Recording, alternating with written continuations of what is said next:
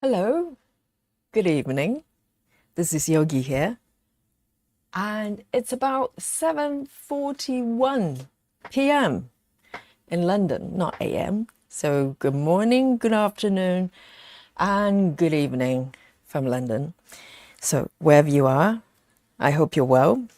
So today, I really fancy stitching this piece. So I've been sort of living inside for a little while. I'm busy stitching quite a few other pieces.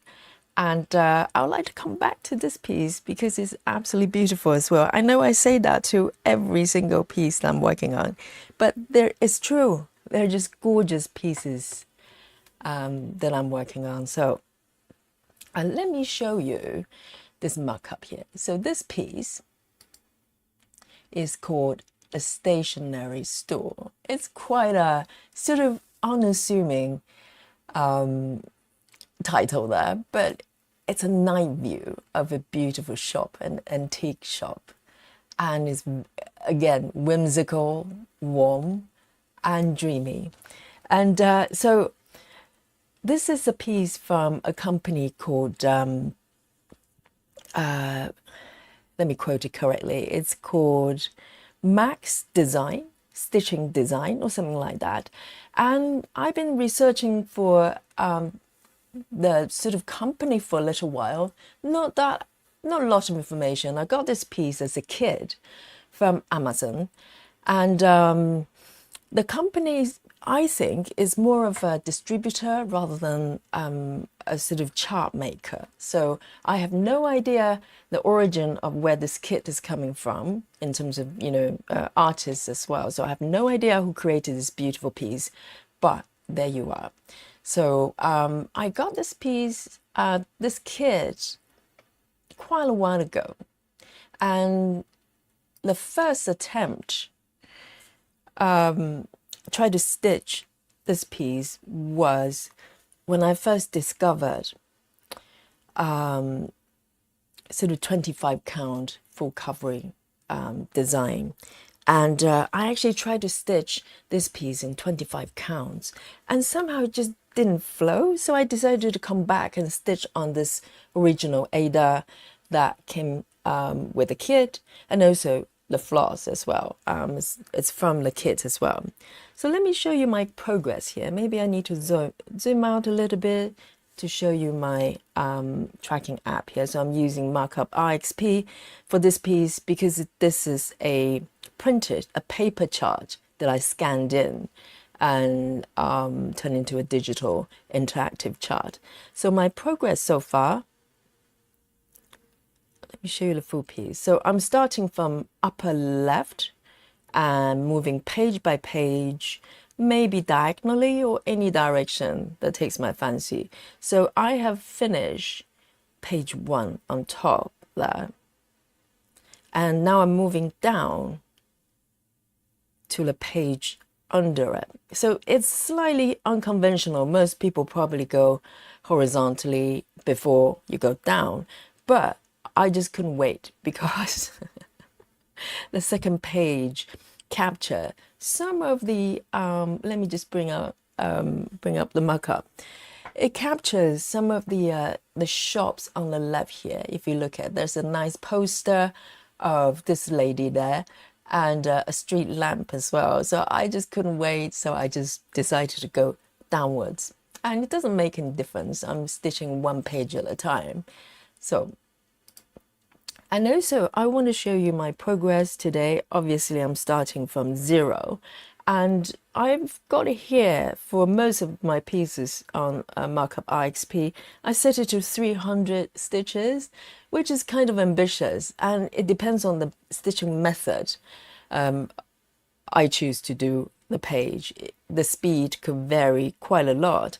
So let me just go back to my markup view there.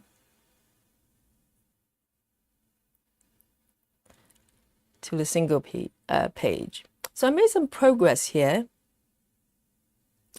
You can see that's the current page. I finished probably about 30% or so. I can have a quick check here. So for the current page, I'm on 54. Oh, a little bit more than I thought. So you can see there's a 54% there. And so I'm halfway there. And I'm going to do a sort of mini cross country. So the other piece, the grandmom's craft room, I used Gemma Stitches method, which is a lovely way of stitching. I really enjoy it, but also, but it's a little bit slower, probably comparing to sort of a cross-country type of method of stitching, which is what I'm going to do today.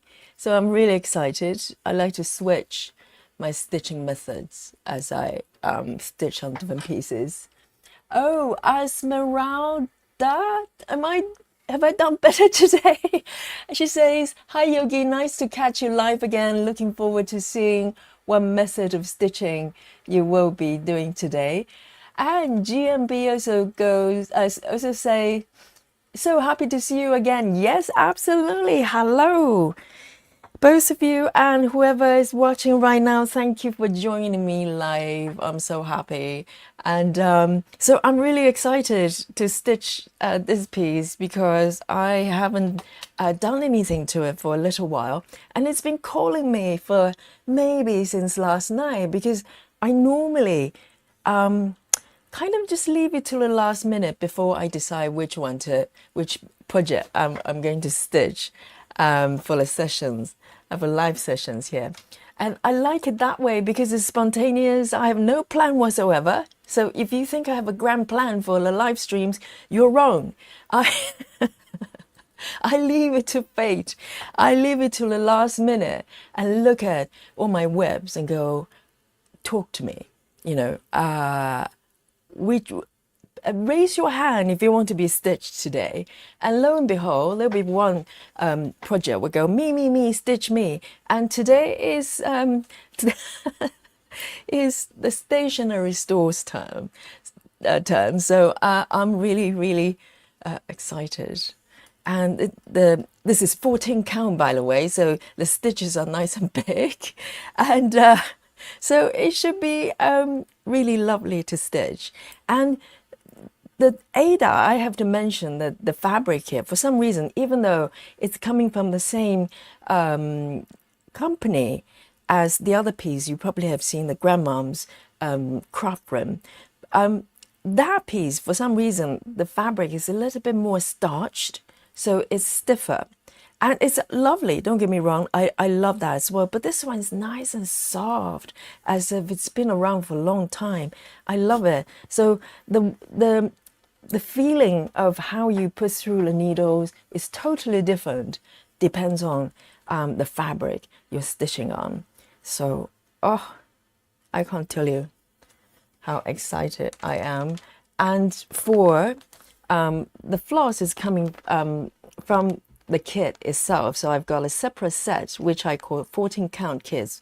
They're all from the same company and they're all DMC compatible colors, but the texture is slightly different, which is interesting because, it provides a kind of different stitching experience. And just so you haven't noticed, I'm now streaming 4K now. So you should be able to see it nice and clear. The fiber, the texture of the fabric, the thread. And I hope you enjoy the stitching process. And I really can't wait. So if your browser is not showing the 4K, just go to the bottom right of your browser. There should be a little menu that you can pop open and select 4K if your Wi-Fi allows. It will give you a lot, even better, can you imagine? Even better visual experience. And it's important for me because when I watch floss tube from people, I like to zoom the screen all the way in. So I really love those sort of close-up floss tubes because I like to see the fabric, I like to see the texture of the thread and how the thread goes in. So I hope you enjoy. my stream. So I'm going to start. Going to pick a color. I'm going to start from the bottom left here, and then gradually just move wherever I want to go. So no grand plan here as usual. I just stitch whatever makes sense. So the first color would be 961. 961, and it's a beautiful salmony pink. What a way to start. And I hope you're well. Today again is another, oh, even better, I've got one, it's already threaded. Amazing, good. So I don't even need to thread my floss, my needle here. And let me just move slightly over to the right there so you can see it nice and close. And I'm still experimenting the 4K settings here. So hopefully, as I move forward, the video quality will get better and better. I'm learning as I go. It's a beautiful color. It's not even salmony, it's just pink. It's lovely. So today, is another really warm day in London. It's probably warmer than yesterday. I just checked the temperature. It's 27 Celsius. Maybe not right now, but the highest temperature today has been 27. And you can definitely feel it because it's hot. And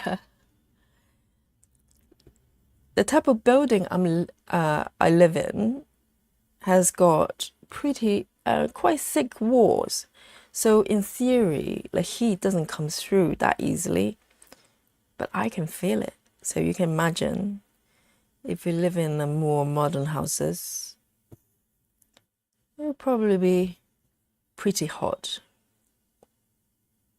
Oh, I'm loving the way it stitches already. Oh, this is perfect, nice and clear view. Yes. Have you turned it to 4K?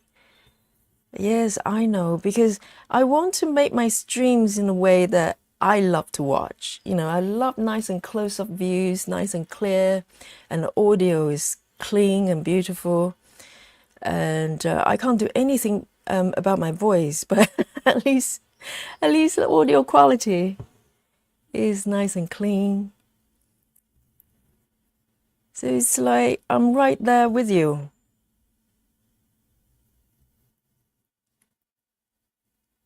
And I didn't need to remember to mark.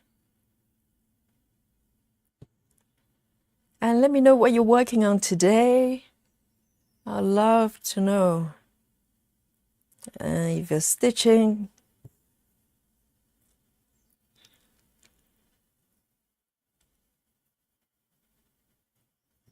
Oh, this fabric is lovely, lovely to stitch on. It's got a little bit of give. I like my fabric drum tight, but at the same time, you know, having a little give, just give that nice little bounce there. It's quite nice.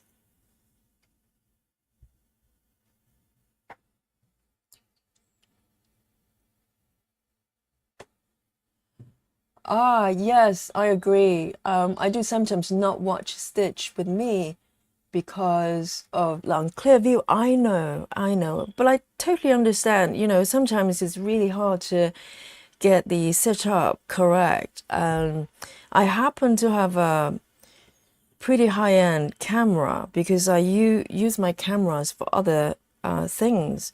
So I'm quite lucky in that sense. I have a pretty decent camera and I've got a decent microphone, and I know a little bit about video filming. I'm not an expert, but I have some experience, so that probably helps. And I'm very nerdy, so I don't mind fiddling with streaming software and try to get the best result. Not that I get it right all the time, but I'm learning as I go. So you've got that combination there. But But whichever way, I hope, you know, you enjoy the experience. And I totally agree. I just love clear, nice, clear views of the threads and everything. So this one, I'm just going cross country, mini cross country. So I'm really free to go around kind of this area. I don't want to wander too far. Maybe within 9x9 blocks for now, and then moving outwards. So I don't want to go too crazy, but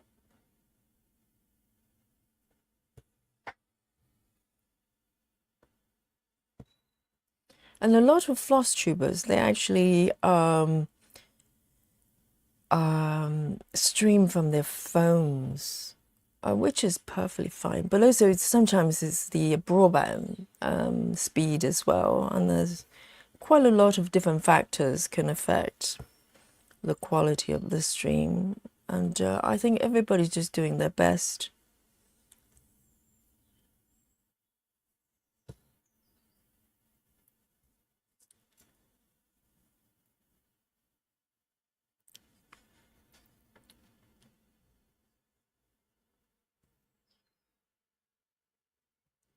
There's always room for improvement for sure.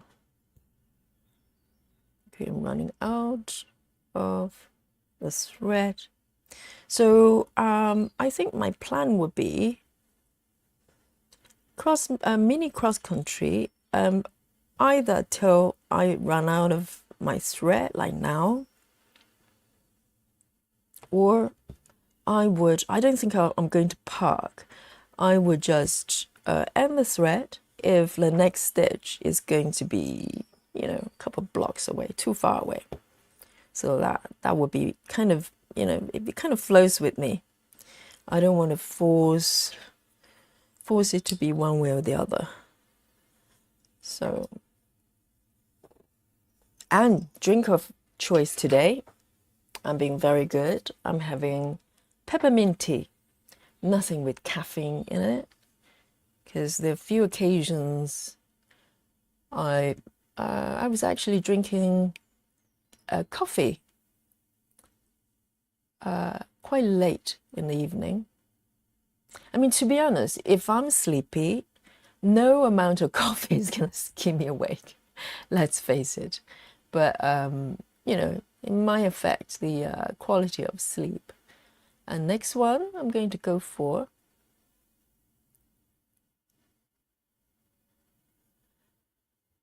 is 152.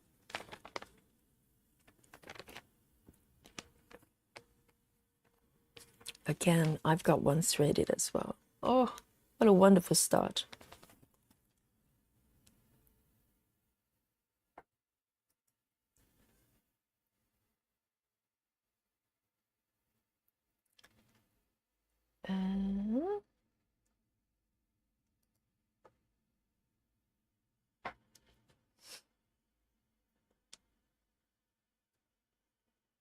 So it's been a really busy day during the day.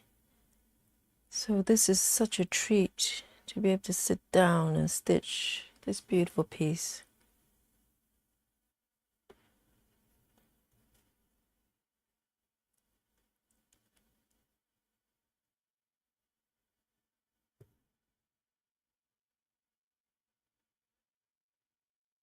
I'm kind of warming up as I go. Normally, the first few stitches would kind of, you know, might make mistakes, just trying to get into the flow. And I love switching methods and projects from day to day because it feels fresh. It feels like, you know, nothing is forced. I'm not trying to get anywhere. No goal set. I'm just stitching however I want.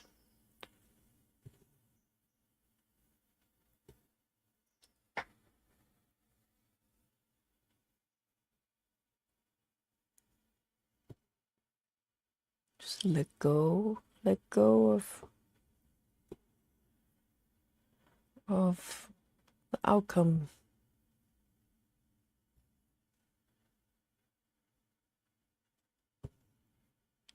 And I remember when I was stitching this piece in sort of 25 counts, because I was like totally into 25 counts. I wanted to stitch everything in 25 counts at that time. It's like, you know, when you discover a new toy. Whoops, wrong location. But it reminds me so many things just looking at this piece and thinking about my first attempt with this piece on 25 counts, because it was still in the middle of lockdown at that time, and a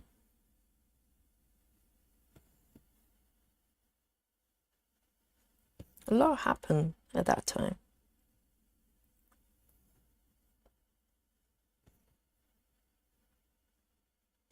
Right, I'm thinking whether I should travel down. I don't mind traveling a little bit further if I can take my thread over on stitch area. I'm a bit more sort of daring that way.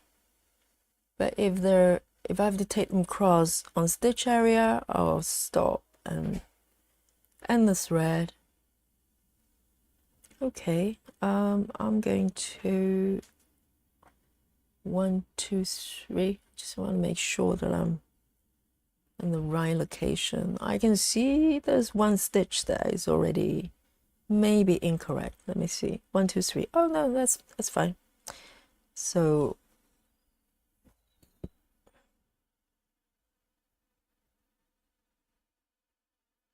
you know, when you work on a piece they hadn't worked on for a while, and you see some mistakes, and you go, what was I thinking in the last session when I worked on this piece? You know, I shouldn't make mistakes like that. Who knows?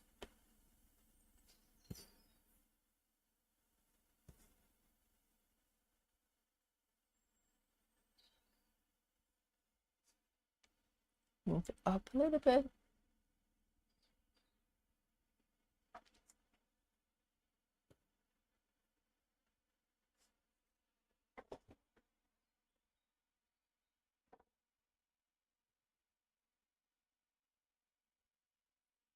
And also I'm switching stitching app as well, so I'm going around, you know, cross stitch saga and pattern keeper, and then markup RXP as well. So I have to kind of remind myself what each app does, and just kind of warm up to the app as well as much as the piece itself.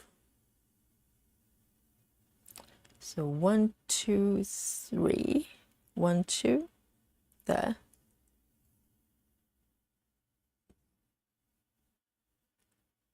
And this is the only piece I have. It's got night views, because most of the projects or designs I go for is either kind of whimsical indoor space, or like a shop front, you know, like a cake shop. I tend not to have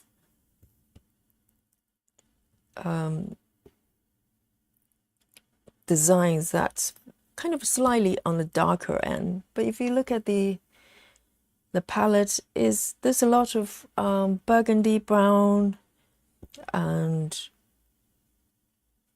a lot of blue as well for the sky. And also it's a night view. But it doesn't lose that sort of whimsical quality to it, you know. You don't have to be in the sunny, warm room or have bright colors to have that warmth. Okay, I think I'm done with these ones. 1, 2, 3.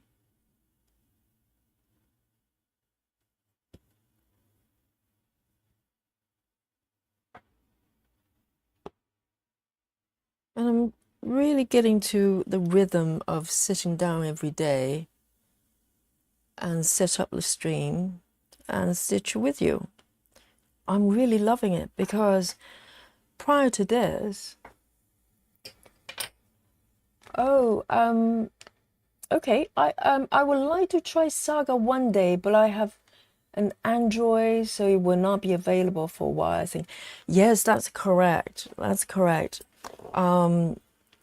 So in order to use Cross Stitch Saga, you also need an app to convert, or some way to convert your regular PDFs, you know, from Heaven and Earth or any other compatible chart makers into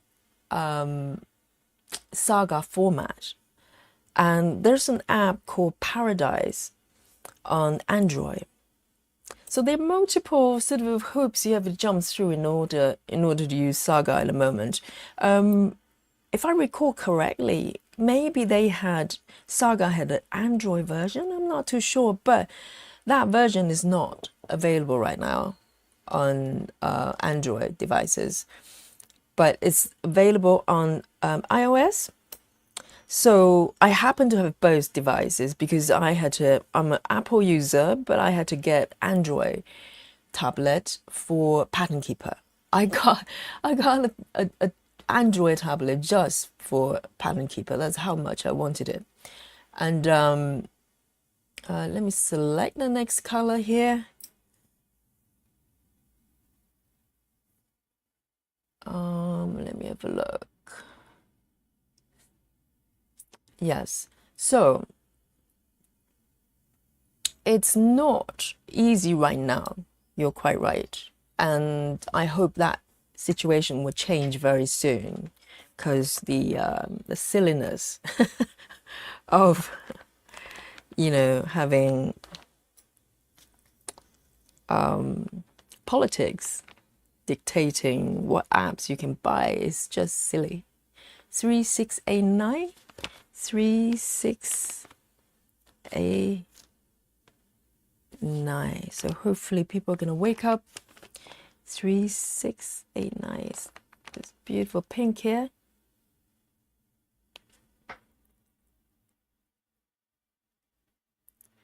I think you know you love stitching when even, you know, taking a thread out is pleasurable to do. I just love it.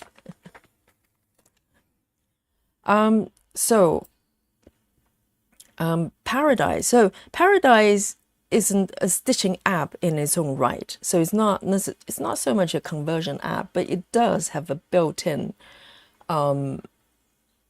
converter to make regular PDFs compatible, because Paradise uses the same format. So maybe there's something that's popular in Russia. So maybe the charm makers in Russia create charts in that format. So that could be the case. So it's a common thing over in Russia, but unfortunately it's not as popular over here. But so there are a couple ways to convert your PDFs to make it compatible to Paradise and Saga. One is using Paradise, right? So it's got a built-in functionality to do that. But in order to use that function, you have to upgrade to a pro version, which is not a bad option, only that because of the restriction placed by Google Play Store, it's not allowing the Russian developers to make any profit. So you can, I think, Paradise itself is free. You can download it and try it. I think there may be a trial period, but you're not able to upgrade to get the conversion functionality. So that's where the problem comes in.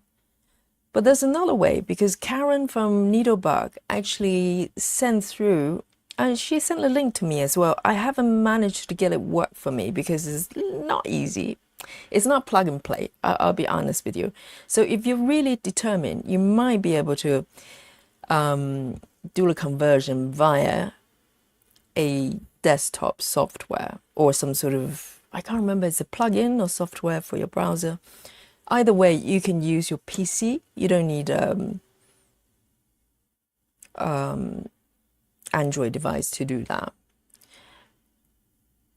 So if you can get it work at all, I mean, Karen from Needlebug is probably the person to go to if you have questions like that. I haven't really tried it and make it work for myself.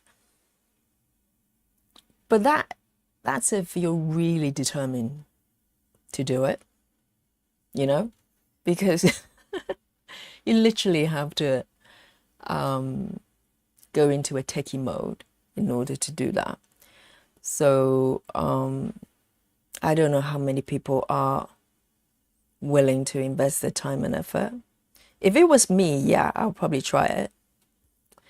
But, you know, most people just want to be able to stitch, whichever way. So perhaps it's not so critical for most people. But hopefully, once the, you know, I don't even want to say the word sanction because it's just stupidity. Sanction kind of makes it sound legitimate. It's not. It's just silliness. Once that restriction is lifted, hopefully soon, then yes, hopefully there's an Android version of Saga. That would be perfect. So if most people have Pattern Keeper, so they have Android tablet of some sort, device of some sort. So they can just download, you know, Saga and have an upgraded version of Paradise. Then yeah, once you've done that, everything is much, much easier. That's it. You just need to jump through a couple of hoops. I know it's not ideal, but once you have that conversion functionality, it's just a matter of, you know, doing a few times. I mean, you know, you only need to do the conversion when you have a new pattern or import a pattern. It's not something you have to do all the time. And rest of the times, really, you're just using Saga. And it's a beautiful app to use. Let me assure you, you can't do a trial for the app. Originally, that was why, one of the reasons, other than the conversion of the files, not being able to try the app was one of the reasons that kind of let me go, well, you know, maybe I'll leave it for now. But to be honest, if you're able to sort out the conversion issues, I say just get the app. Seriously, you're not going to regret it. It's got functionality that you didn't even know you wanted, and they've got it. They kind of, you know, slightly ahead of the stitchers and go, well, I think this will be fun for you and useful for you. So when the day comes, when you're able to get a copy, just get it. Just get it. And it's a one-off purchase as well. There's no subscription like Markup RXP, you know. And you have the app for life and all the updates, I hope.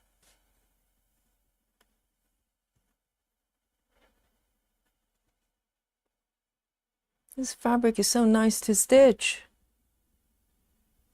That one is not stitched here. 3 over here.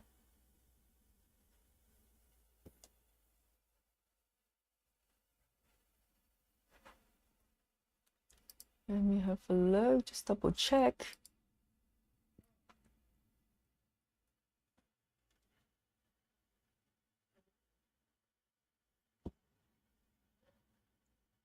And if you look at the color palette of what I'm stitching right now, even though, you know, if you look at the markup, generally there's a dark night theme, but the colors involved, they're vibrant and a lot of variety as well. I have to say these charts, this one, and there's a couple of others I have from the same company. And also, you know, you've seen, probably some of you have seen Granny's craft room.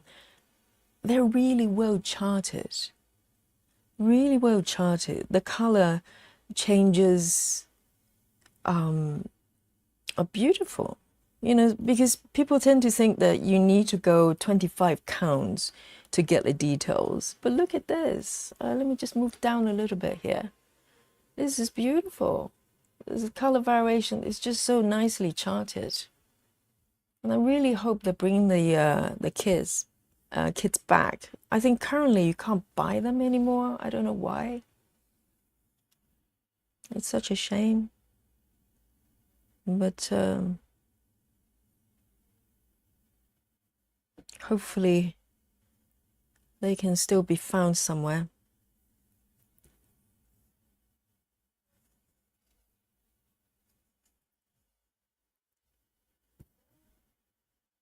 And I get in one more stitch. I'm going to end the thread because it's getting very short.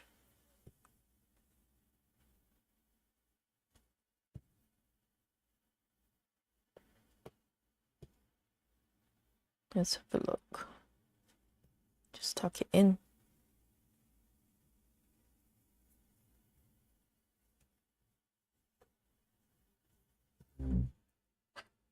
Oh, I'm warm.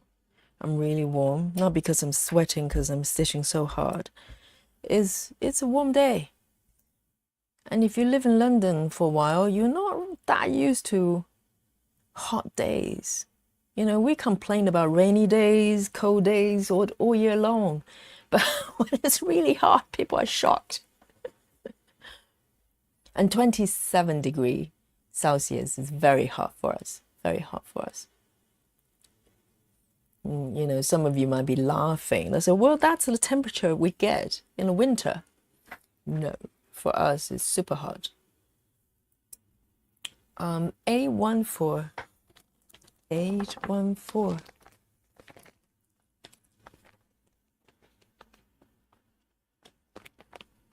It's a lovely burgundy here.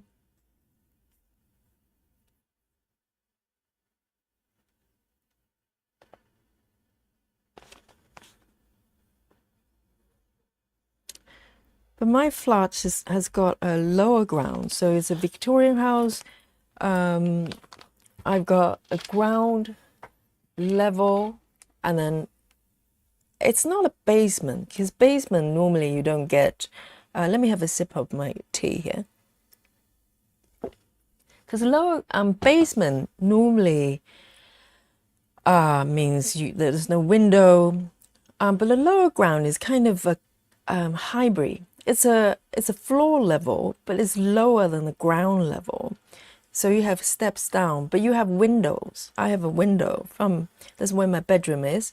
So my bedroom is overlooking the patio. So you have daylight still. So the lower ground, as soon as you walk down, the temperature probably drops about 10 degrees. Because the walls and ceilings are very thick. So the heat doesn't really seep through the lower level. So it's a nice escape if you want to have a moment, which doesn't happen that often when you live in London. But if you want to escape the heat, you just go downstairs and sit there for a while. You need a cardigan most of the time.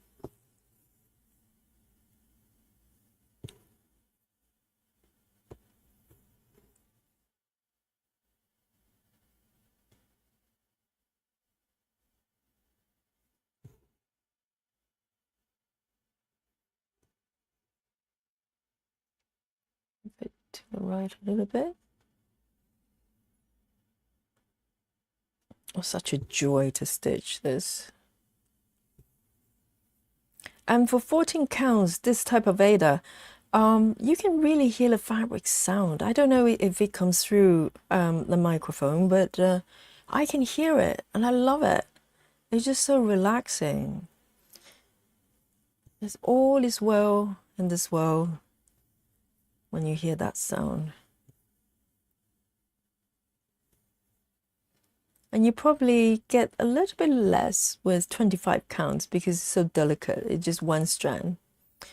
And the fabric is quite kind of, quite delicate as well. But with this, the sound is nice and bold.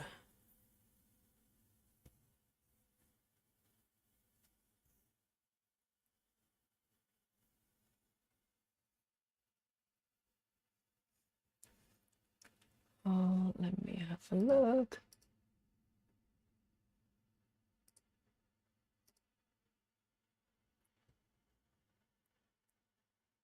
Double check my chart. 1, 2. Okay, maybe one stitch was off, but I can fix that. Let me see. 1, 2 here. Oh, I see. I know what's happening. It's over here.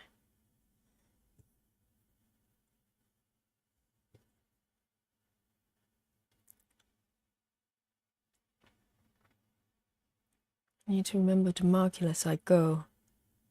And it's quite nice not having to park when I'm using markup RXP, because it's not great with parking. It has the function, but it's very it's not most user friendly. I know I complained about this feature for a long time with this app, and there's no improvement as far as that goes.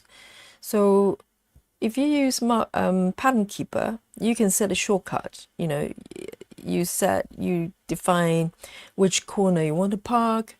That will be activated by default, and you just double tap as a shortcut, and it's parked.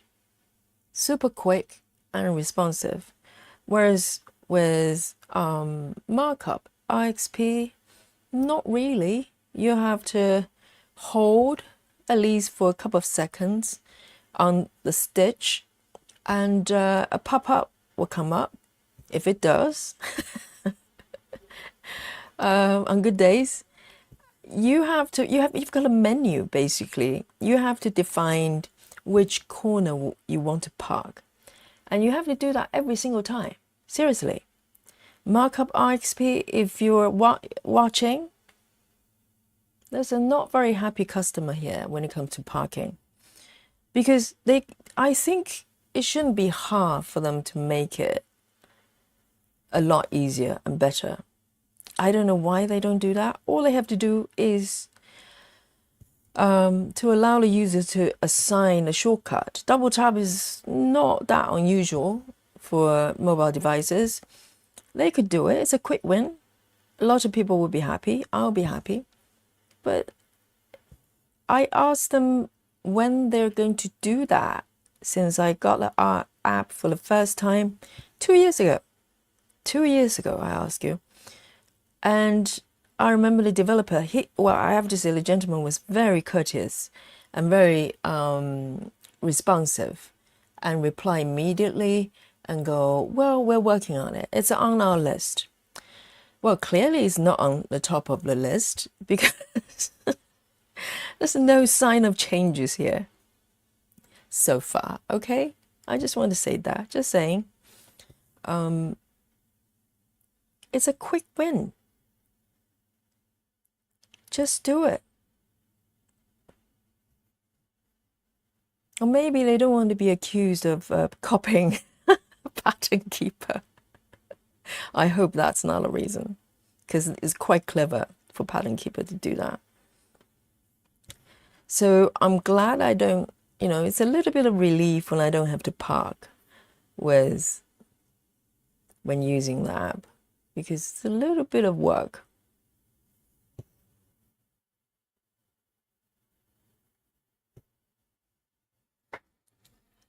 Esmeralda says, I'm using markup as well now, and the parking is indeed slower than PK. Yes, I'm glad you agree. However, I do like that I can easily see if I have a part stitch in markup. when the color is selected. Okay, PK does not show that. What do you mean by that? Maybe I didn't read it right. So you can assign any color to the parked thread, correct? You can do that with pattern keeper as well, unless I misunderstood it. Let me reread it. I do like that I can easily see if I have a part stitch in markup when a color is selected. When a color is selected,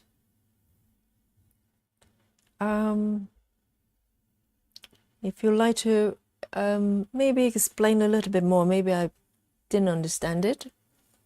I think you can change the color of your part okay. Hi Shanna, hello, good to see you, darling. Oh, all my stitching friends are coming together. I'm so happy. Let me see, where am I? Wonderful to see you, Shanna. And okay, I found it. Found my spot. So if you okay, so a bit more explanation here. With markup, it has a small P on the top when you have a park stitch. Oh, do you? I don't think I ever noticed that. Let me try to park it on my app right now. Oh, I might as well show you because people have no clue. If you don't use the app, you probably have no clue what we're talking about here. Let me just zoom out a little bit. And let me show you how you park. Then you can, maybe you can tell me whether you agree it's convoluted. So currently I'm not doing any parking, but if you do want to park with a highlighted color or any color, you don't even, so the green ones with green backgrounds, they're the color of selection right now, you can see there. But if you want to park on any thread, you can just, you have to hold on the stitch. Let's say I'm trying to park on this thread, this spot, and I have the hold, and you get a pop-up. But the pop-up also incorporates other functions as well. Clear square, mark square, so you have to be very careful not to tap on them by mistake.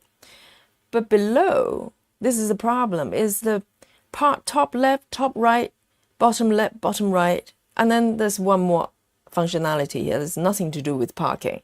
So your eyes have to go to, because I always park bottom left, so I just remember the third one from the bottom. That's, you know, so I don't have to read through every time. And once you do that, and you, if you watch, part bottom left.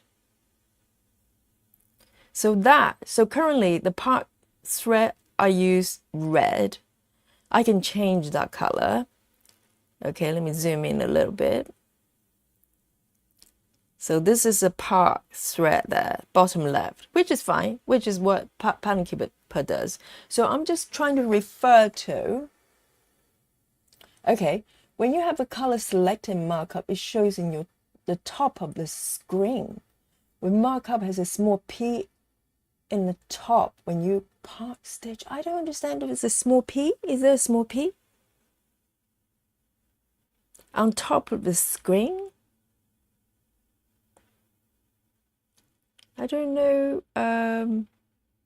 I think the thing is, it's got a stack telling you how many part stitches you have, like part 1, but I'm not aware there's a part symbol when you select it. Oh, do you mean if you highlight a color, if that color has a part thread somewhere, it tells you? Is that correct? And where is that P? I have no idea. I can't see it anyway. Maybe it's my setup. And if it does, that's kind of nice, but at the same time, you can see, you know, the symbols there. So it's a nice thing to have if I can find it. I don't see the P, but presuming there is, if I understood it correctly. Under the word key, Word key. Oh, these ones? Oh, you, you know what? Okay, I learned something today. Can you see it? Let me zoom in so everybody knows what a lady's referring to. Is that little P there? You know what? I've been using this app for 2 years. I never noticed it. So I'm learning something every day. That's nice to have. That's nice to have for sure. I just didn't even notice that little P was there. So yes, I agree with you. That's a nice thing to have. If I knew that it was actually there. But it's good, yes. So sometimes when you have a part thread of a certain color, if you somehow can't see it within your view, let's say if you do a page cross country, which is a large area, then yes, you could miss it.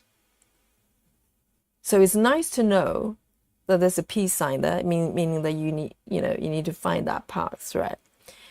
Yes, I agree with you. That's a nice feature. But you do agree the parking method is not great, right? Because really, if you only park once in a while, every 20 stitches, maybe it's not so bad.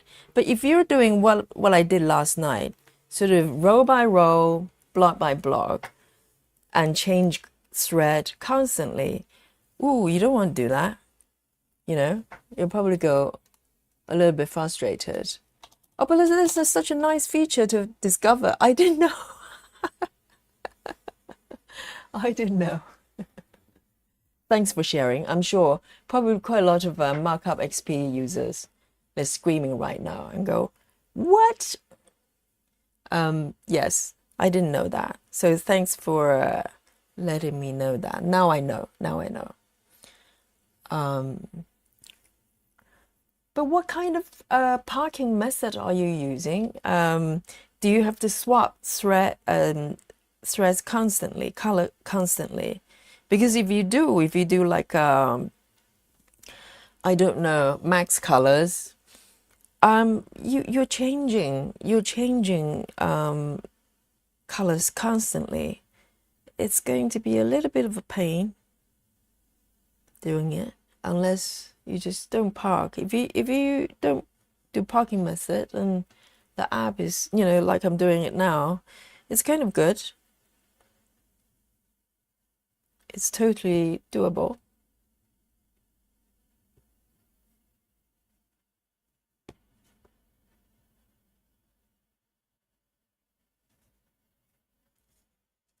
Let me zoom in a little bit more.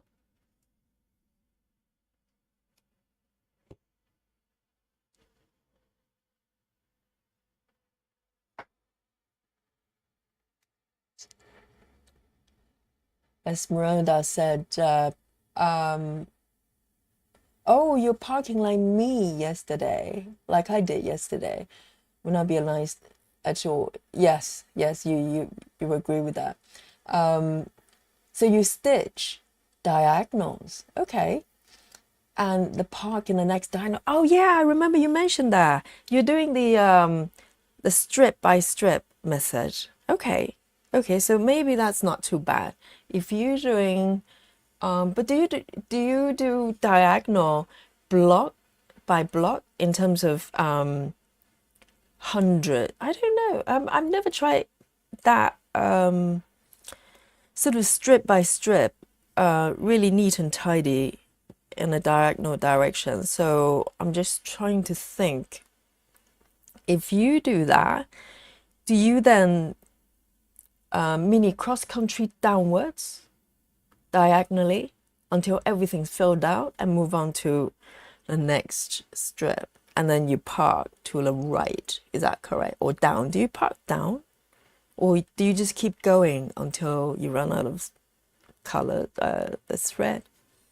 Maybe I need to try that method one more time. Because I find it quite hard to follow a sort of really neat line there. It gets me nervous. I like a little bit of messiness.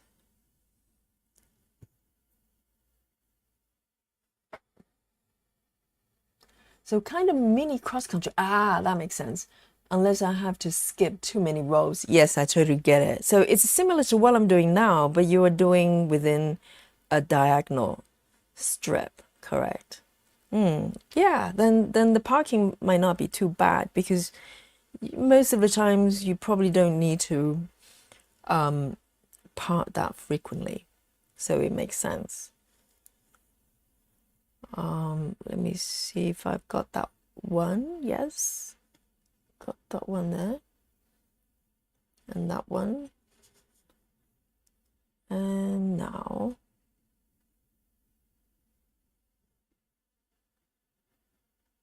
Yeah, I think depends on the tools you have access to. I think people probably try to optimize the way they or modify the way they stitch in order to make the tool work for them as well. I'm sure. Otherwise, you're kind of going against the grain all the time.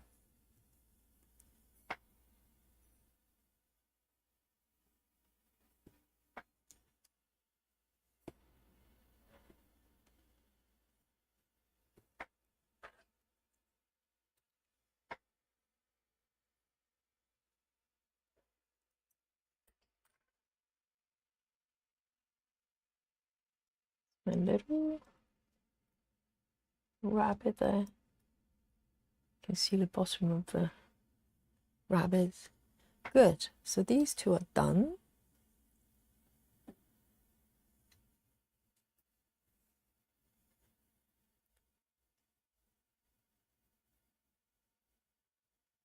And next one. And also this piece, all the Granny's craft room, this one, and two other kits I've got from the same company, they all have back stitches. So there's another thing to look forward to. So I can add more details of this piece. I think back stitches work really well for 14 counts. Just manually pick up a few stitches that hadn't been picked up by the app. Let's see, 3328, 3328.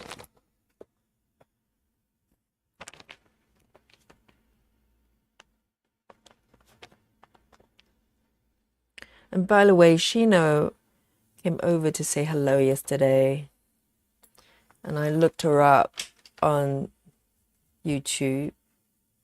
I love the way she stitches, you know, really close up as well. I really enjoy those. I mean, I really enjoy who's that lady from Stitching Masterpieces as well. But I always feel like, well, just zoom in a little bit. Just let me see your stitches, please. Please. But I love the sound of the fabric. She really captured that really well. But I just love to be able to see the stitches a little bit more close up.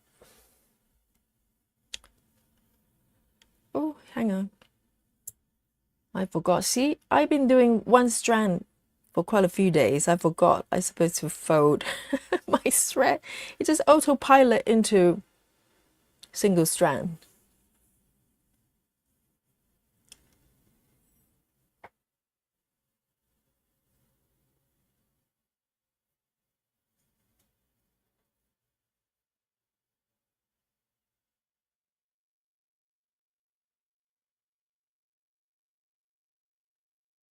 Let me see, let me swap another needle. So this is a mystery. I don't know whether you experience the same thing. Sometimes. So I have the same size needles, most of them from the same company. Well, it's a mixture of John James and DMC. So these are the two some needles of my choice when it comes to brands. But sometimes, for some reason, the thread just doesn't go through. for whatever reason. It's kind of a weird thing. But the thing is, very often I just swap needles, even though they're identical needles. I just change the needle and instantly the thread goes through. I have no idea what that is. Same thread, same size needle, but all I do is just swap another one. It's like changing the vibe. Oh, what am I doing? I'm trying to do a loop start, and then you just end up doing something else. So that's what I normally do. If for whatever weird reason the thread just doesn't want to go through the hole, I just swap the needle. Probably 9 times out of 10, you just go through with no difficulty. It's one of those weird things with stitching.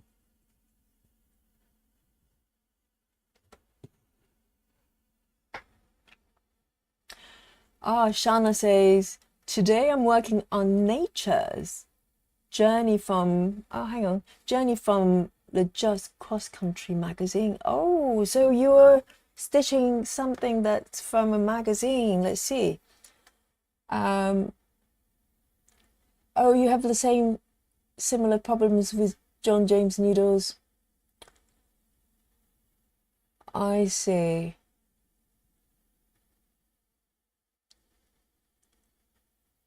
Wow. Okay. So Esperanza says, is that pronunciation, has it improved, or am I making it worse? I'm just trying to block my way through. I found out it sometimes matters from which side you thread. Turning it 180 degree helps. 180 degree. Oh, flip to the other side. Okay, I haven't really tried it. I do turn from time to time to see if it makes any difference. Just so the thread goes from the other end. See, everybody's got this really nuanced kind of insight.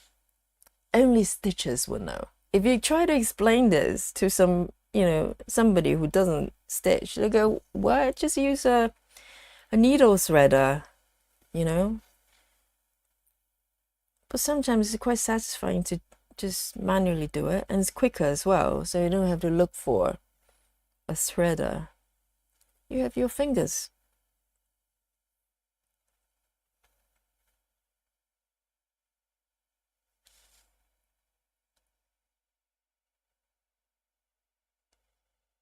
And Shana, is it a large piece? Because normally if it's from magazines, probably smaller pieces, right?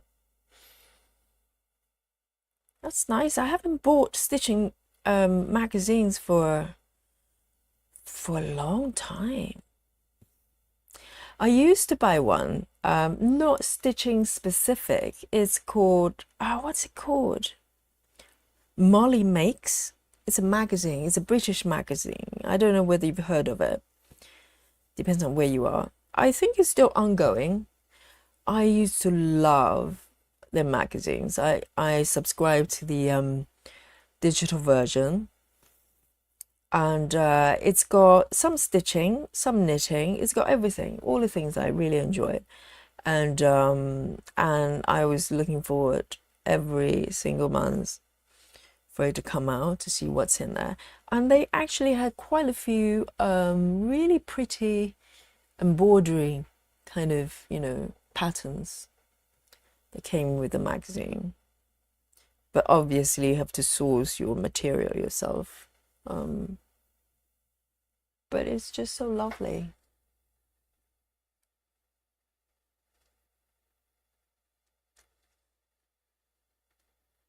You can say Essie. Oh, okay, I'll go for Essie. That's so much easier. Thank you so much. So I'm given permission to say Essie. Yes, so much better. I can live with that one. I don't want to butcher your name every single time. That wouldn't be respectful. So Essie, that is. Shanna says it's seasonal, so it's like 1 year.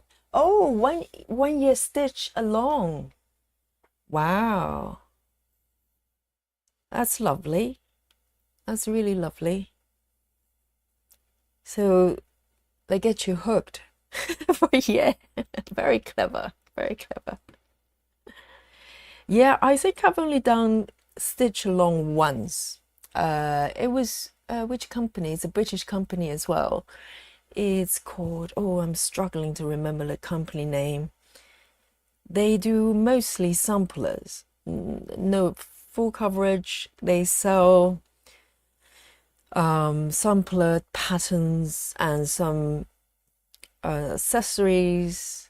I think this one, the a rabbit one, I got from them, the needle minder. So they made some. This very well made.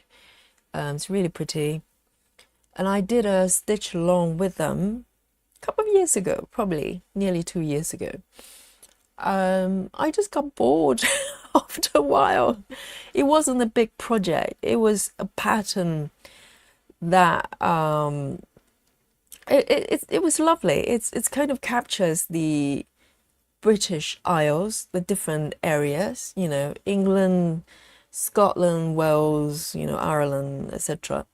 And each area's got kind of a symbolic, thing about it. It's quite fun to stitch, but I just got bored of it. I was, full on in the beginning. By maybe the third part of the project, I was like, okay, maybe let me do something else. Oh yes, you have to buy 4 magazines to get it all. I know, they know what they're doing, Shannon. We fall for it. We fall for it happily, right? I know, but 4 months isn't too bad. 4 magazines isn't too bad. Not like 1 year subscription, so you get a whole thing. Otherwise, you get a chunk of your pattern. Yes, but stitch along is fun. If it's a small piece and people can kind of stay focused, not kind of losing momentum, then that's good. So a small piece would be really fun to do together. Let me see, have I stitched in the right place at all? Let me double check. I knew it. I knew it. It should go below this. Let me just fork that one.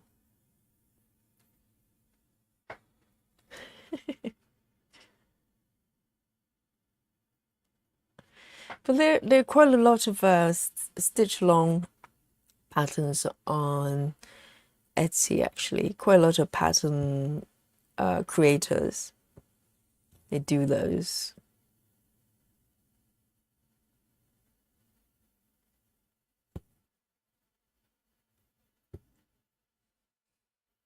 And then you get a pattern, and most of the times you have the option to kit it up yourself, or they actually, it comes with the material as well. And once you get that, I think most people probably join the Facebook, and then, you get to stitch together and show your pictures, etc. It's good fun. It's good fun, for sure.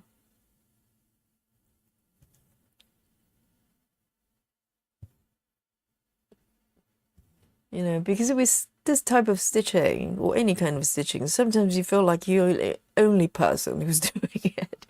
Clearly not. There's a huge population of people doing it, but unless you know someone that stitches, it's kind of, you feel like, yeah, I'm the only person doing it. That's why people love to get together online to stitch together. I totally get it.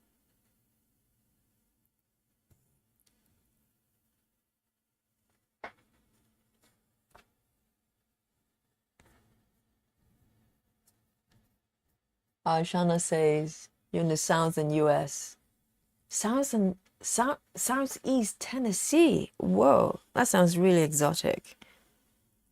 For me, anyway. That sounds amazing.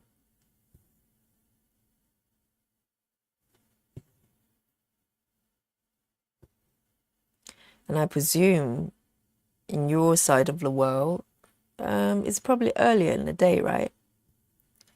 I'm guessing sometime in the afternoon still.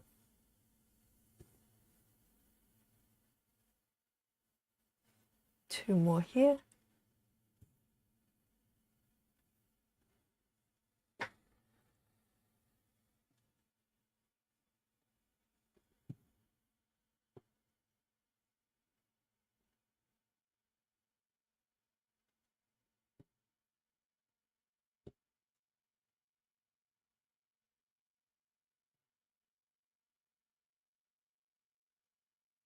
End my thread after this.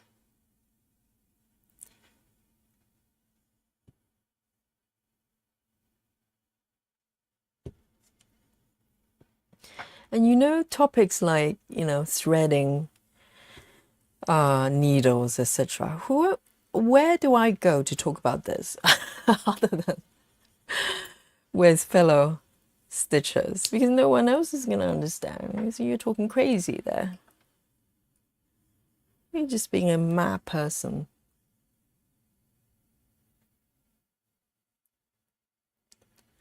Next one.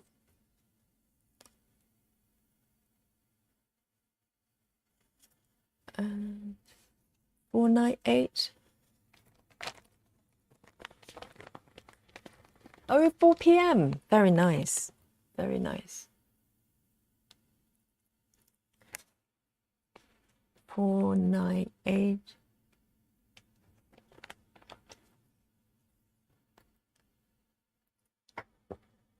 It's nearly 9 o'clock over there. So wow, 7 minutes to 9. For me, it's not late because I sometimes stitch till late. It's just nice and relaxing for me to kind of unwind in the evening. 498.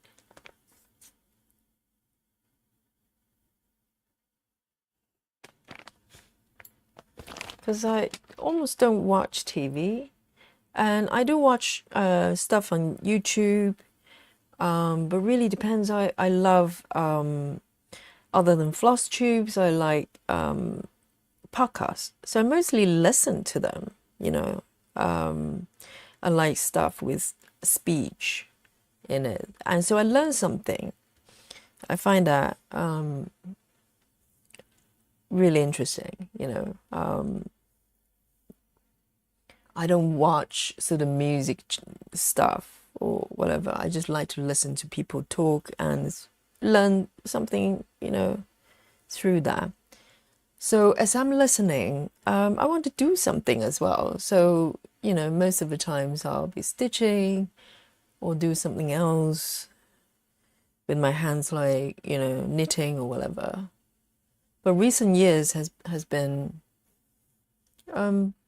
stitching most of the time.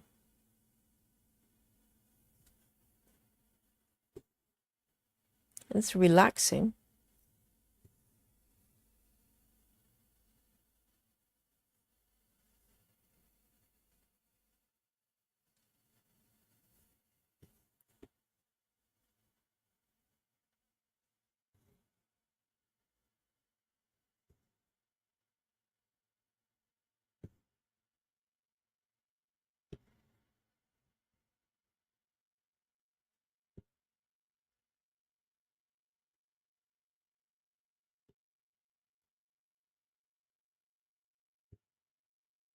And I got a really lovely comment. I presume it's a lady. I don't know where she's from. And she's just saying that, you know, she really enjoys these long videos because she will watch them or listen to them when she's stitching. And it feels like, you know, you're getting a friend visiting you. And that was just precisely how I felt when I watched Floss Tube. It's like there's a friend liking the same thing as I am. And I'm just kind of having you know, internal conversation with them as I listen to them. So that's why I really like floss tubes with speech. I know some people enjoy the ones with music or maybe silent. I totally get it. But I love conversation. Maybe because that's why because I love podcast and documentaries. I'm a nerd for documentaries.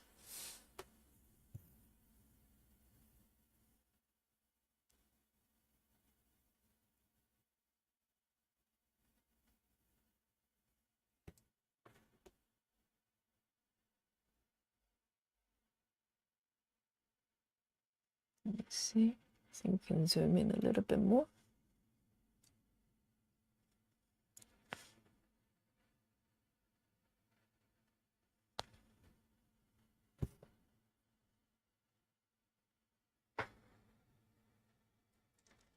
Oh, Shana says, I watch a lot of history, archaeology videos. Okay, Digging from Britain is one of my favorites.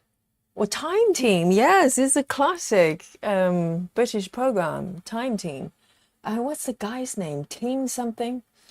And thanks for being live. I have to get going. Yes, Essie, thanks for joining us. And I hope to catch you very soon. Have a great day. Have a great day.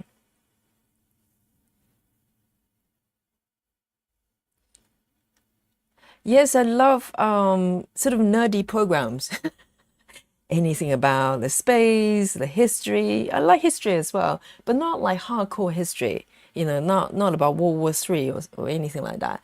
But I like mysteries. Anything with any sense of mysteries. I love it.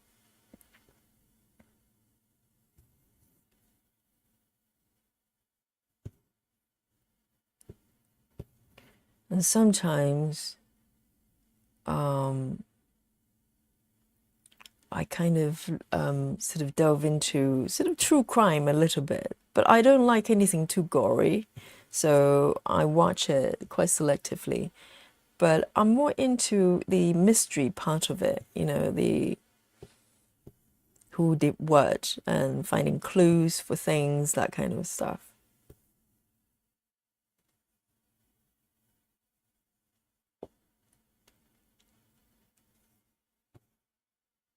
So I'm a nerd.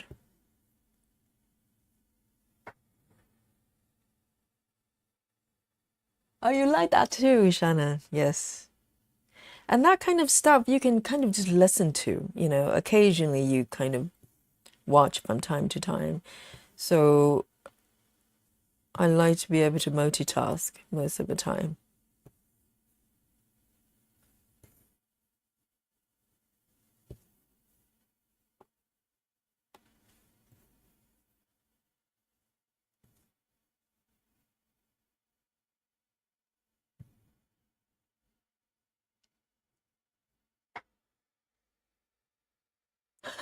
Proud nerd. Yes, I like that. I'm nerdy and I'm proud of it. Yes.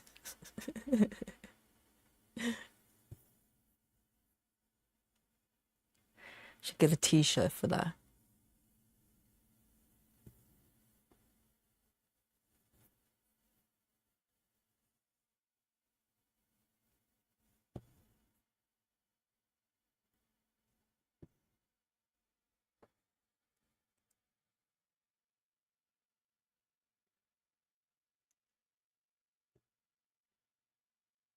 So one more stitch here. Let me see.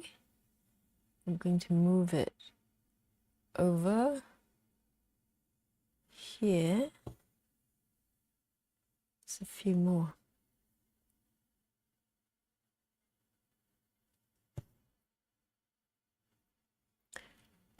I need to remember to mark the stitches because I'm kind of taking the thread to different directions and it's very easy to get lost if you're not careful.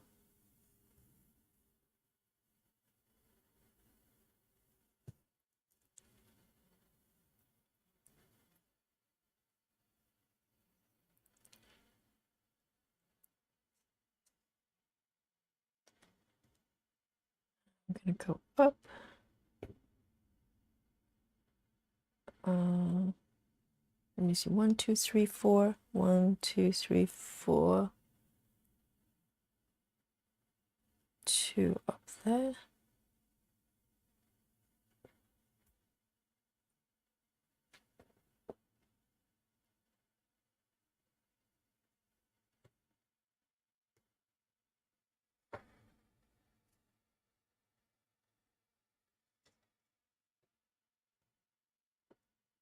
So Shannon's asking everybody watching right now where you're from. I'd love to know. I'd love to know.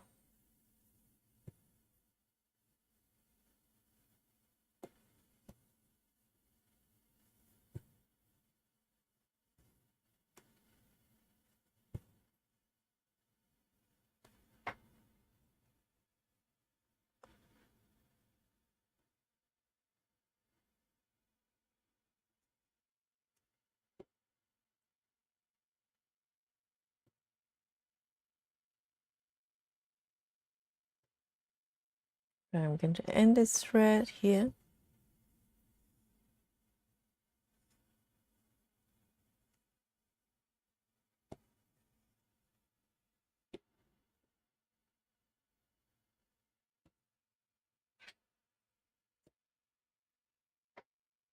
I'm going to keep this color going. There's a few more stitches here.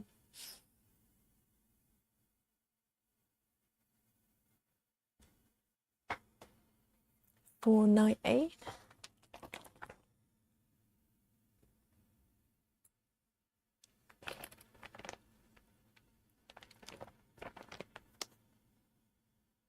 Another one of these.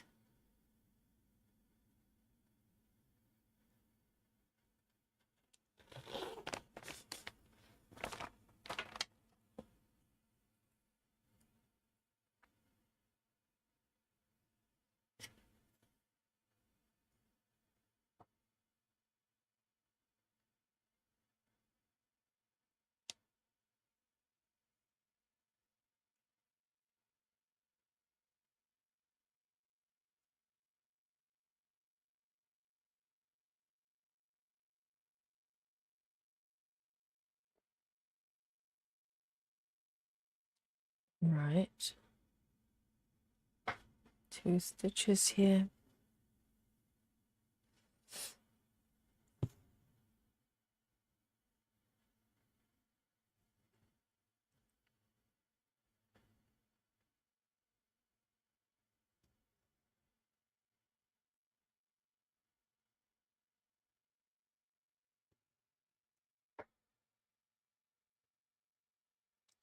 Oh, Shanna asks, do you use a Q-snap or scroll frame? So with this one, I'm actually using a frame, but it's a plastic one, which I got kind of in a set, if you can see that. So it's a bit like this, and it's quite a large size frame. So I try everything, to be honest, to see which one works better. So I've got tons of Q snaps that I accumulated, and I can kind of turn them into different sizes. I've got enough parts to do that. But initially I really like Q snaps, but gradually as I use them, I find them very hard, really hard to create a good tension for the fabric. And I know there are a lot of people who, you know, they swear by them, they love them. And I think the issue for me is that if the fabric is going to come loose, I don't care what they are, you know, it's not going to work for me very well. So I kind of switch from frames like this, the plastic ones, which has issues as well, and I'll explain in a little bit. But recently, I really love wooden frames. Just the good old fashioned, maybe they're bamboo or, yeah, something like that. Just the good old fashioned ones, but I make sure that they have a type of screw that you can use screwdriver rather than use your hands, because they're ones you can get that you have to turn with the hands, with your bare hands, and you can never really get them very tight. So the only condition I have is with the wooden frame is that they need to come with the screwdriver fitting, you know, that you can use a screwdriver to turn them, because I line my fabric really, you know, drum tight. So the one I'm using right now, it's got a screwdriver fitting as well. But the problem with plastic, this is the first time I started using the plastic ones just very recently because I saw someone using it, like a floss tuber. And I thought I'd give it a try because it's nice and lightweight.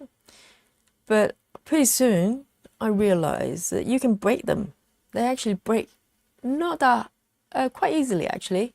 Because if you try to screw it tight with a screwdriver, you can literally see the plastic start to go white because of the tension. Maybe it's just me. Maybe I shouldn't screw them so tight, but I need to fit the fabric, you know, properly. Maybe some people don't mind. It's a little bit on the loose side, then it's not a problem. But I find the plastic can really get fatigue if you keep, you know, screwing really tight. So that's a problem there. So my conclusion is stick with good old-fashioned hoops, the bamboo ones, the wooden ones. They're most durable. I think they're there, you know, been around for so long for a reason. And I welcome any modern creations or, you know, modern hoops, as long as that works. But to be honest, you know, if they're going to break every 3 months, then I'm not going to love it. So, and what is the frame you're using, Shanna? What is the frames of your choice?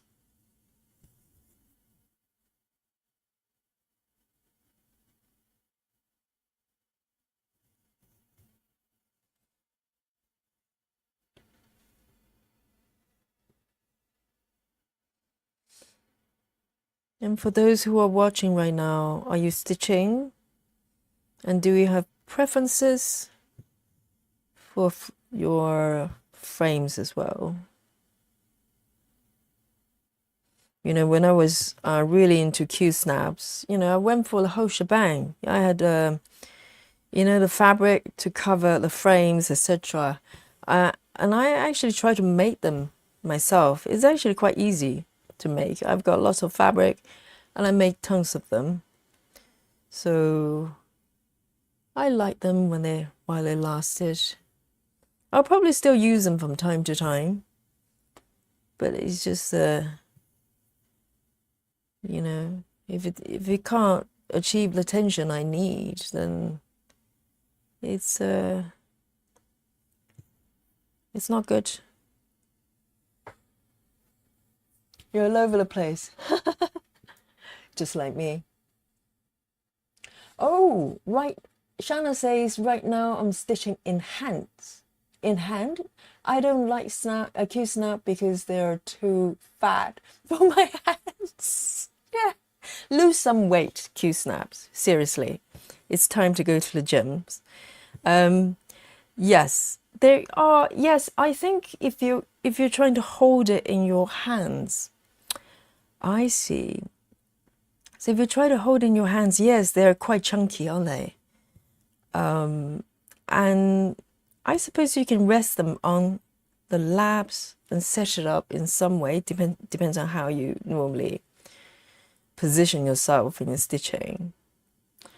I normally, like now, I'm sitting on my study, I like to call it craft room, but it's not. It's just a spare room with a desk. And also I've got one of those stands, Lowry stands. That's quite popular amongst some stitchers. And I'm a big fan of the stand, and you can fit the Q-snap. They've got a sort of attachment that you could do that. And I still use it, but for streaming, I'm using a more sturdy, old-fashioned desktop stand to fit the frames in, because the thing with Lowry is the frame bounces. You get used to it if you're using it a lot, but in the beginning you probably get seasick. And if I use it for streaming, you'll probably get seasick. So so I use a desktop stand, which is really good. I got this before Lowry and it's still working really well.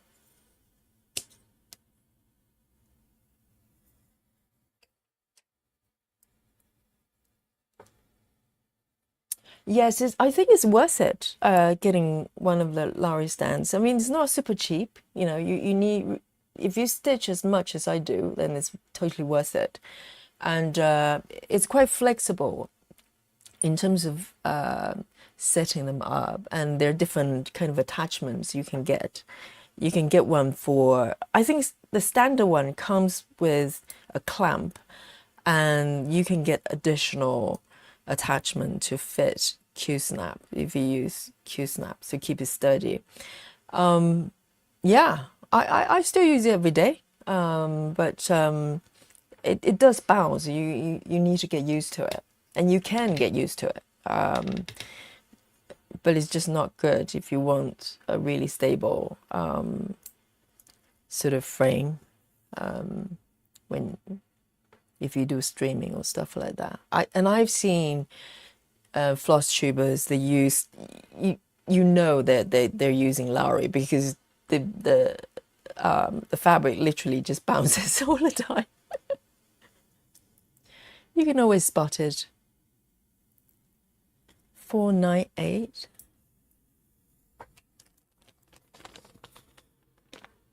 498.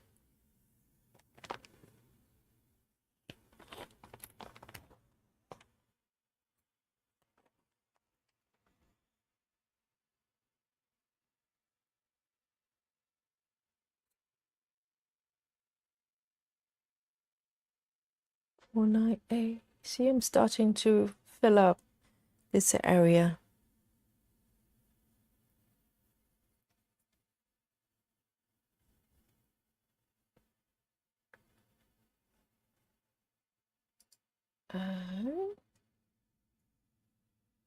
We have a look.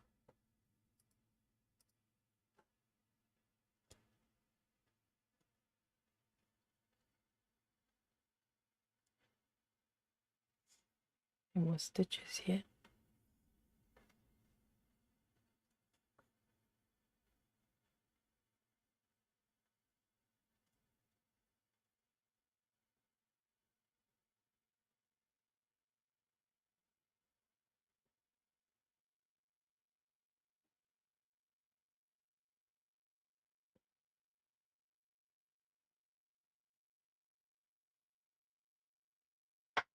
So it's one stitch up there, and these ones, I'm gonna just fill them in.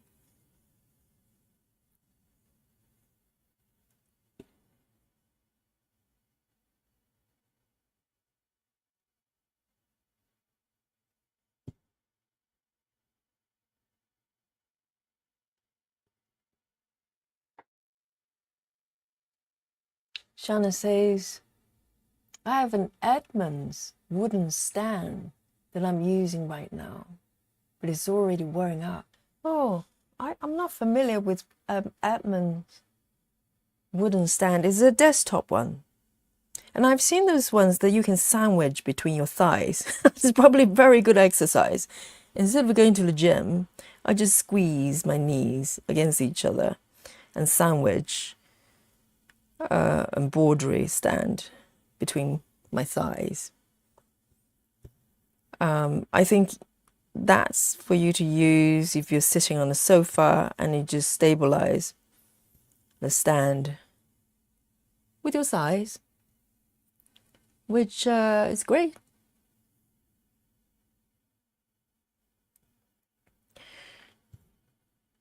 But I like my stand to be attached to something rather than on me, because I've got a habit just suddenly stand up and try to go somewhere. And that's why I'm using a sort of wireless microphone as well, because anything that's attached to a cable, I'll probably just drag it with me and cause all sorts of problems. Because I always forget I'm attached to something. It's a floor stand, I see. If you use floor stands on a regular basis, I mean, Lara is a really good choice, because you can just tuck it under the sofa, on the side of the sofa. I set it up by the side of my desk, and just weight down with a kettlebell. Out of all things, you do need to stabilize it with something quite weighty. So I've got a few kettlebells in the house, and I use one that I don't need anymore, and just use it to weight down, and it's perfectly fine.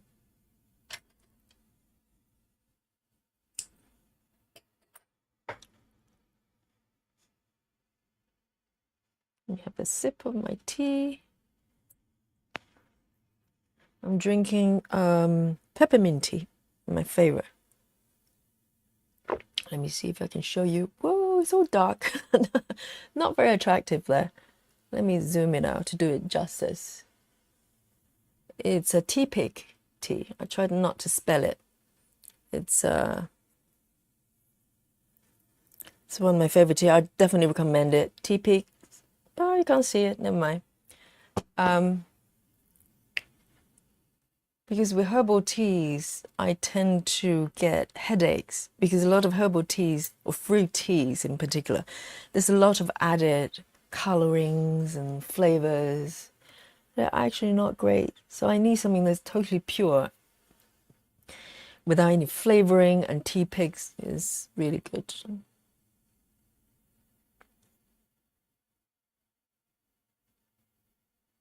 Lovely. Now, I'm actually going to see if I can fill up these little loose stitches. That would be good. 3, 6, 8, 9.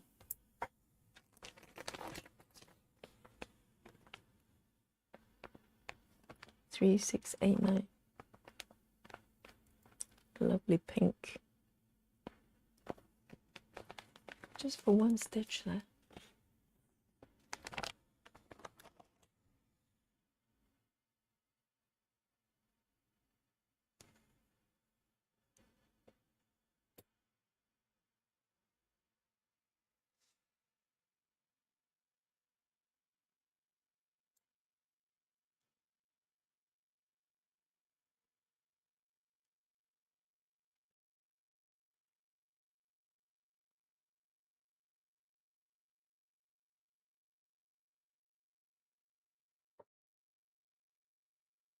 Shanna is having coffee. Oh, don't tempt me, because as soon as someone says coffee, I want one too. Oh, I'm like, one of these people shouldn't be watching adverts, because easily influenced. On Instagram, sometimes, a lot of times they have posts. Well, there are tons of posts, but they're actually adverts. And I get fixated with gadgets and stuff. I thought, oh my God, that looks amazing. I need to buy one.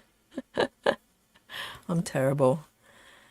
But luckily, I always manage to come to my senses.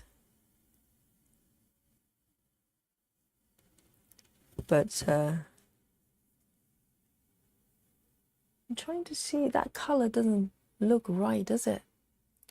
Is it even the right color? I'm having a feeling. Why don't I undo it? I think this might not be the right color. It's okay. 14 count is very easy to undo, because otherwise, normally I just leave it and stitch over it, but never mind. I think I might have marked the wrong thread. Let me see. Let me right the wrong. So this one is 1, 2, 3, 4. Okay, that's that one. I know what's going on now. Oops.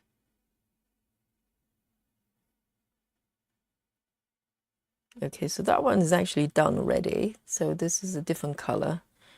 But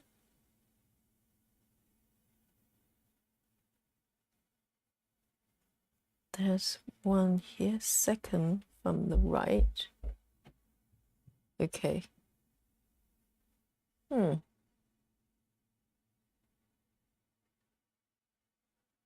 Second from the right there on top. See, I'm having a crisis with markup RXP because I can't remember how I'm supposed to be doing that. Oh, never mind. In that case, see, when an app is not super intuitive, that it's a lot harder to kind of pick up. Because if intuitive, you just kind of figure out how to do it. 3, 6, 8, 9. Let me just pop it back. 3, 6, 8, 9. I don't need it for now. Well, or actually, why don't I?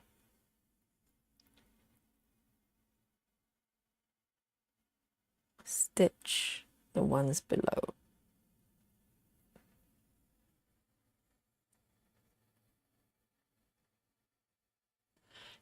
Shannon asked, is it difficult to get used to a desk stand? Oh, the one I'm using, no, not at all. There are different ones. Some of them are a little bit clumsy, and I've tried everything before. Let me just quickly show you. Let me see what the setup is.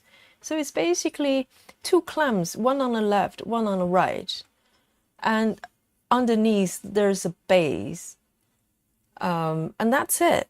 It's quite sturdy because it's totally just mechanic, you know.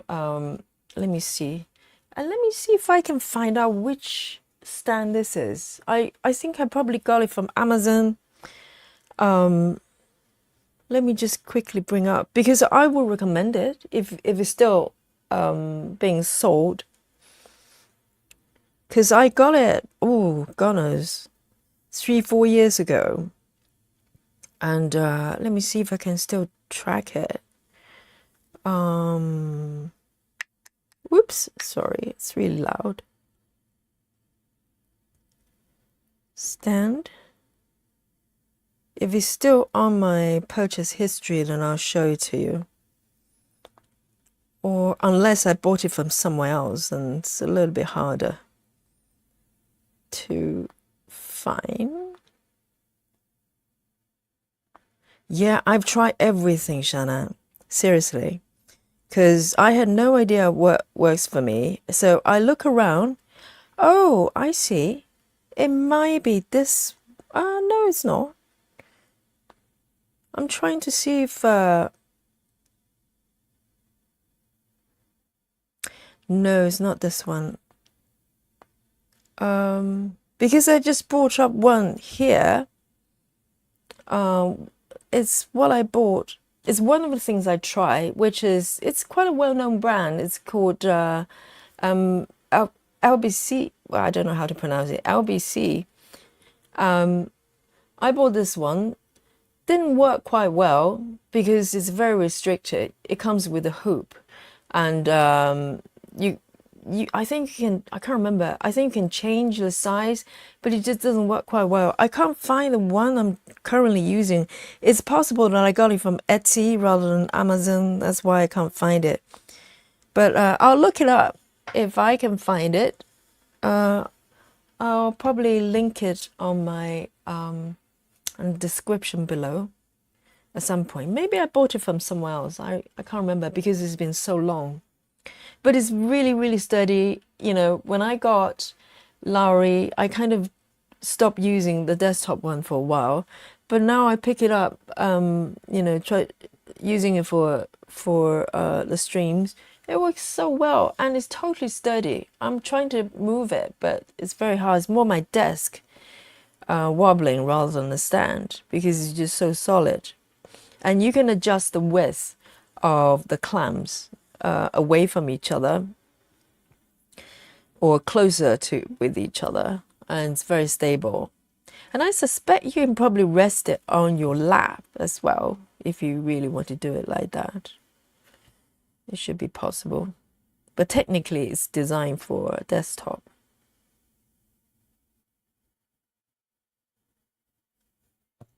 Oops.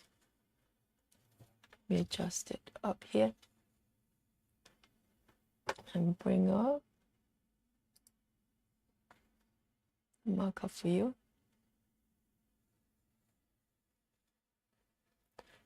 And I think for desktop stand, it's not difficult to use if you choose a good stand.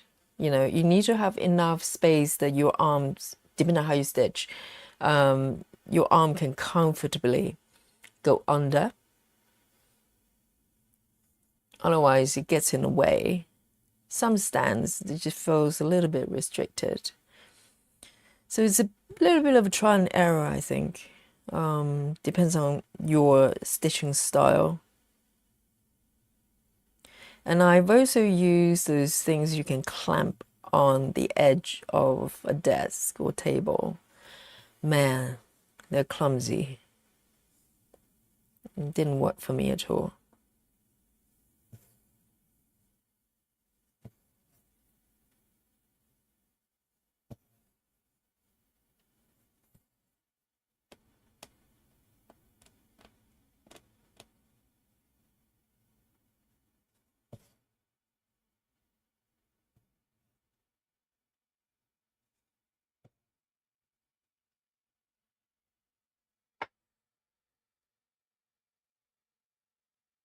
Yes, Shannon, definitely. Because Lowry is a little bit of an investment.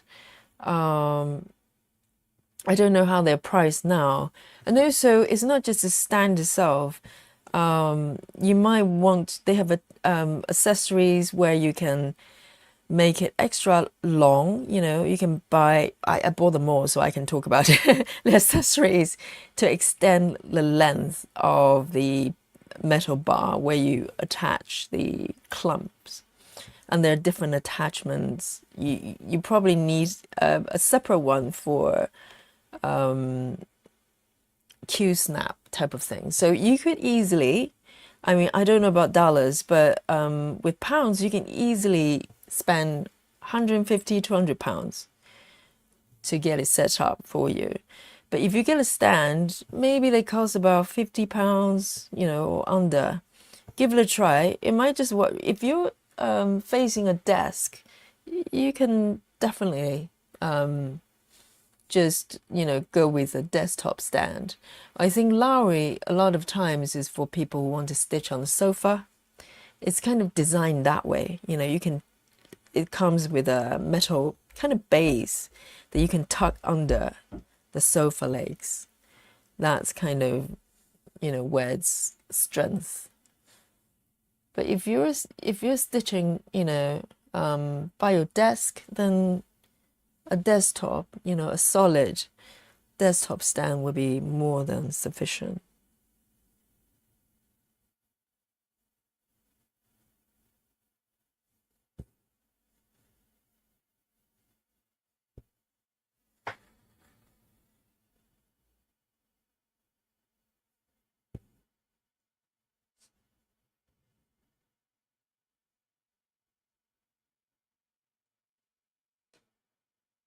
So a lot of things is really trial and error, and not, I think, you know, no one thing works for everybody. So a lot of times, unfortunately, you do need to just try things out, and sometimes things don't work out. And you know, I'm too scared to try to come up with a sum of total that I've spent on stitching. it would be scary. It would be terrifying.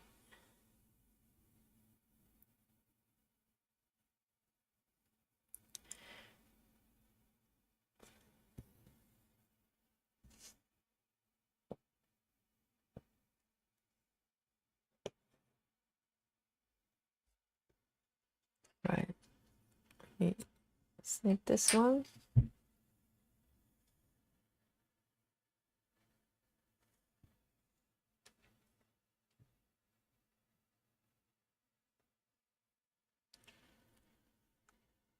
It's 3689. I'll pop it back.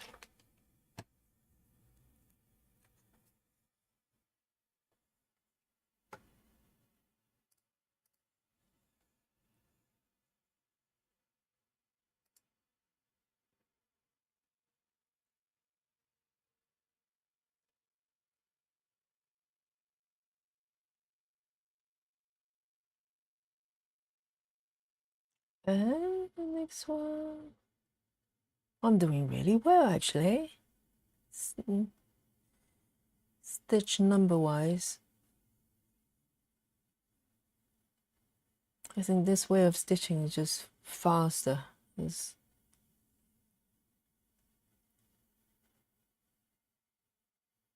just the way it is.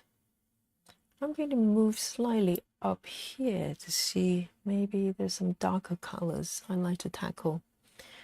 310. 310 is a dark blackish color. 310.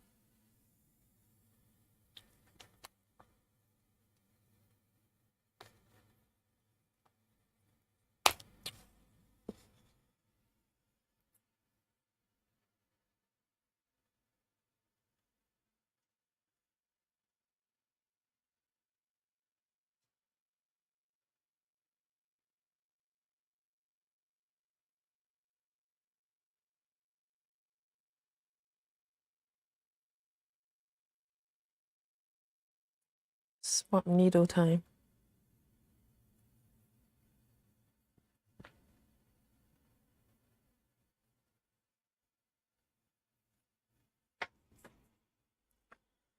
I'm going to move slowly over here.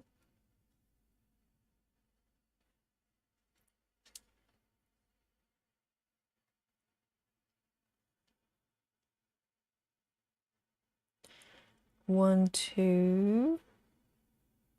I'm going to start here.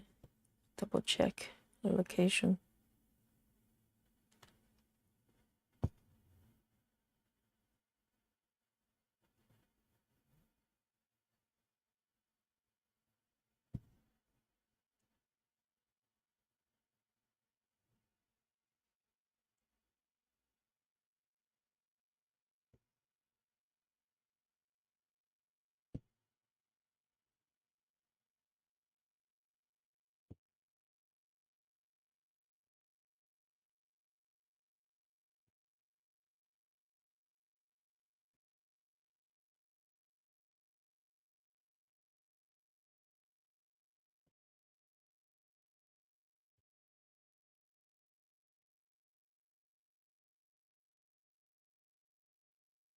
It's quite satisfying to stitch darker colors because you just know it's going to give you a lot of definition to whatever you're stitching.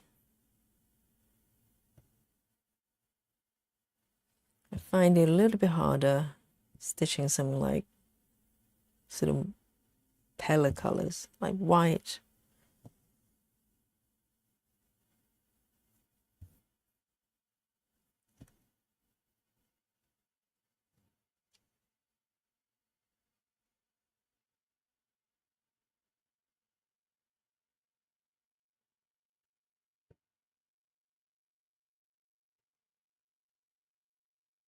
Over there.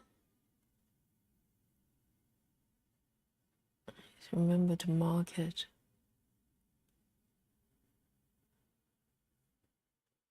And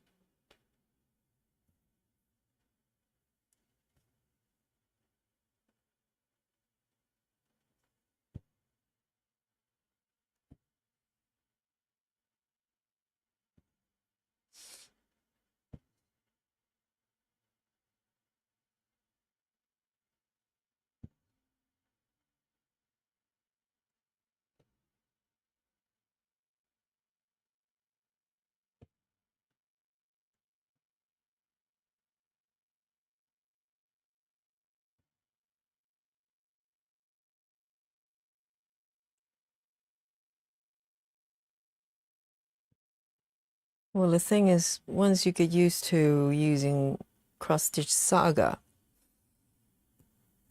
because one of the things very different from pattern keeper or markup is that you don't need to switch modes.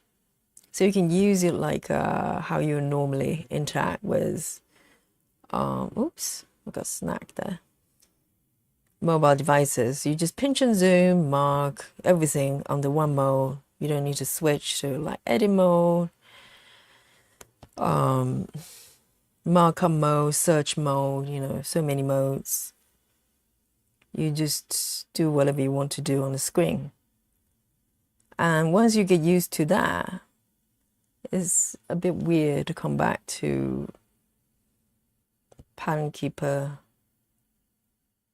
and markup and remember to switch, because why would you want to switch modes?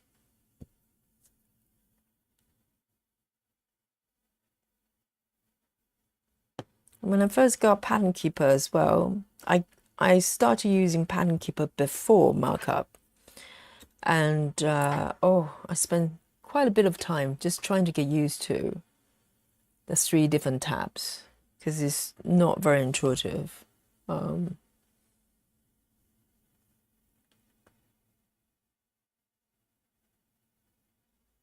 me see, 2 here.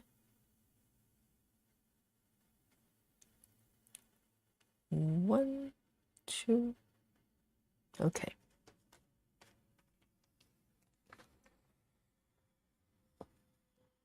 I need another one. 310.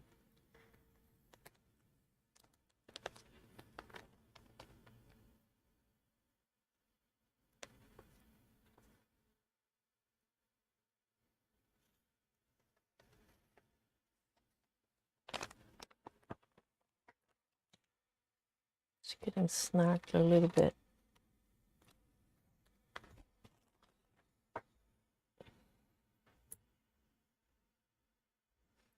So the texture of the floss that comes with the kit, it's got more, it's less glossy or silky. It's not a criticism, because every brand has different texture. So DMC is very smooth. So if you're used to DMC, you might need to get used to this one. Oh, hello. Jan Creations 0.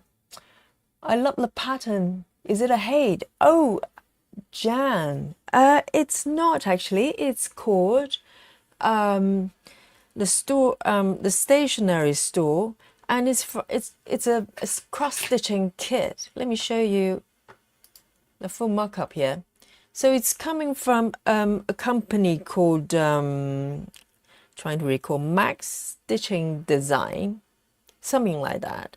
And I got a kit from Amazon. So it was a paper chart. I think most people have forgotten we have paper charts before this. So it came with paper chart and all the floss you need. And let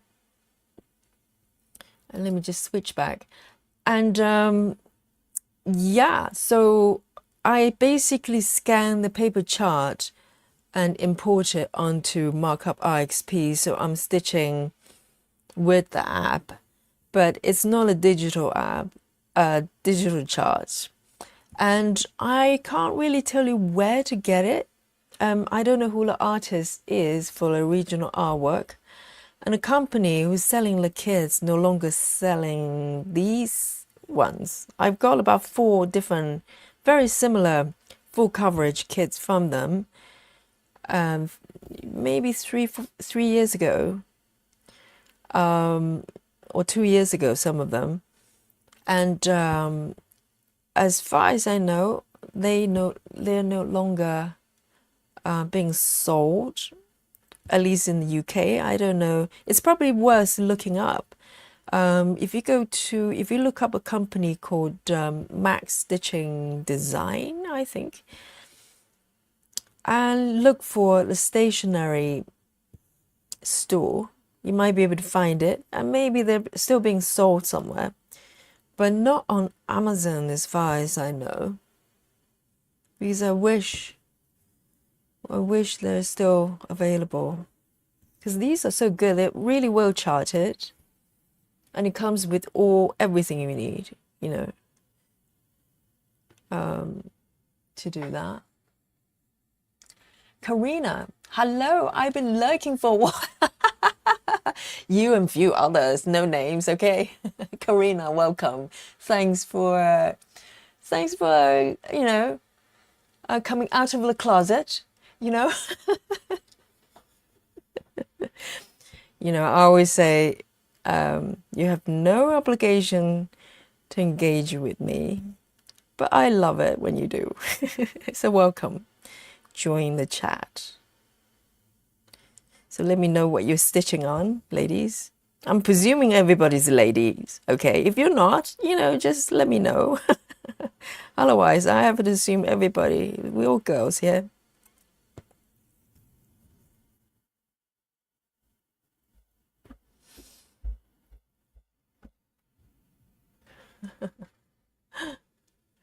I love lurkers. I'm a lurker myself, I totally get it.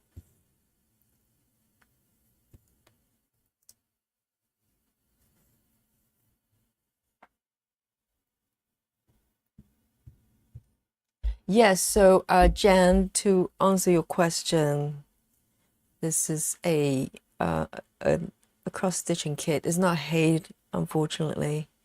What I love about Haid is that, you can get it wherever you are.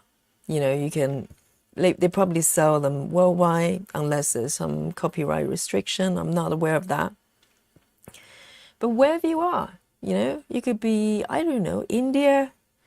You can probably get hold of a copy and stitch with everybody. But when it comes to cross-stitching kits, it's a little bit tricky.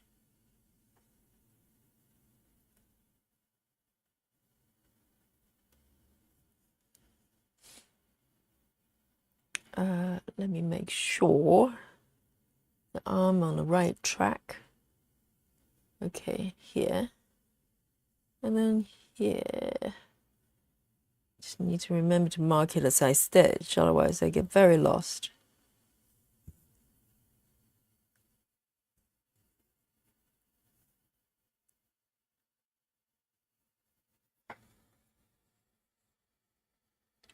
Karina says, I've got you playing while I do chores. No stitching today. At least not yet. Oh, it's perfectly fine, yes. I mean, you can, I'm sure you're stitching in spirit while doing your chores. Yes, I love listening to any kind of, relaxing speeches as well when I'm doing house chores, walking in the streets.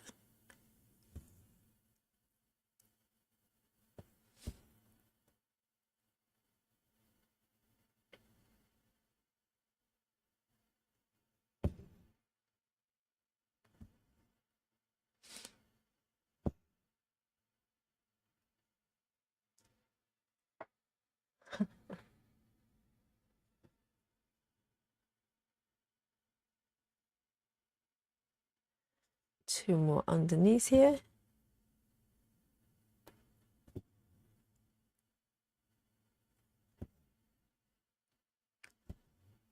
So a lot of times if I do a lot of parking methods, I miss mini cross country and vice versa. If I stitch a certain method for a while, I miss a different method. And that's why with different projects, I tend to stitch in different ways just to keep everything fresh. Let me see. I've done these two. And 1, 2, 3. Okay. I may have stitched this one wrong. So this is one example. So this stitch, this pink one, supposed to be this black color, and for some reason I stitch it wrong. So what I'm going to do is just stitch over it. I'm not going to frog it, unless it's a whole patch of, you know, error stitches. I tend to just stitch over it, and you can't see. See? You can't see it anymore. It's magic. Because if I was to frog that stitch, I might loosen up all the other pink ones on the side, and I don't want to do that. And also it's hassle as well. So even with 14 counts, you can just stitch over.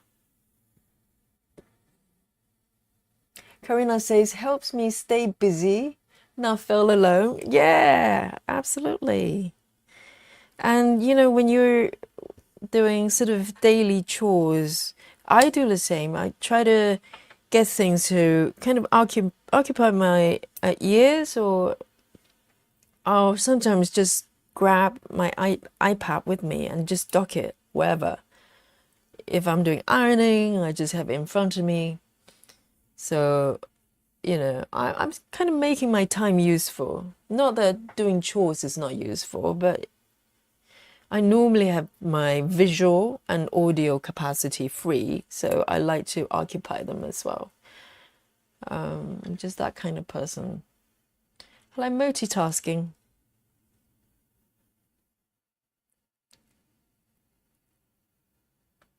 I'm going to move up. There are a few more dark stitches there. Let me just get these ones done.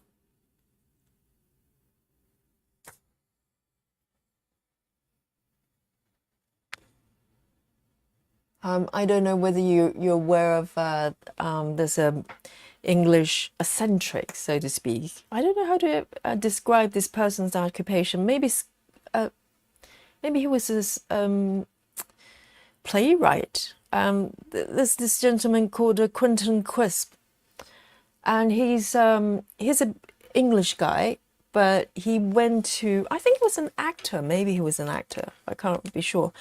Quentin Crisp, and there's a movie about him as well.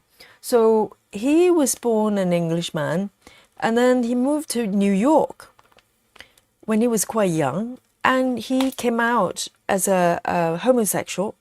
And at that time, being homosexual was a crime. Maybe in England, I don't know about America. Maybe that's why he went to America, because it was more open then. But it used to be a crime. You used to be able to lock someone up, you know, like Oscar Wilde and maybe a few other people historically have been in prison just for being gay.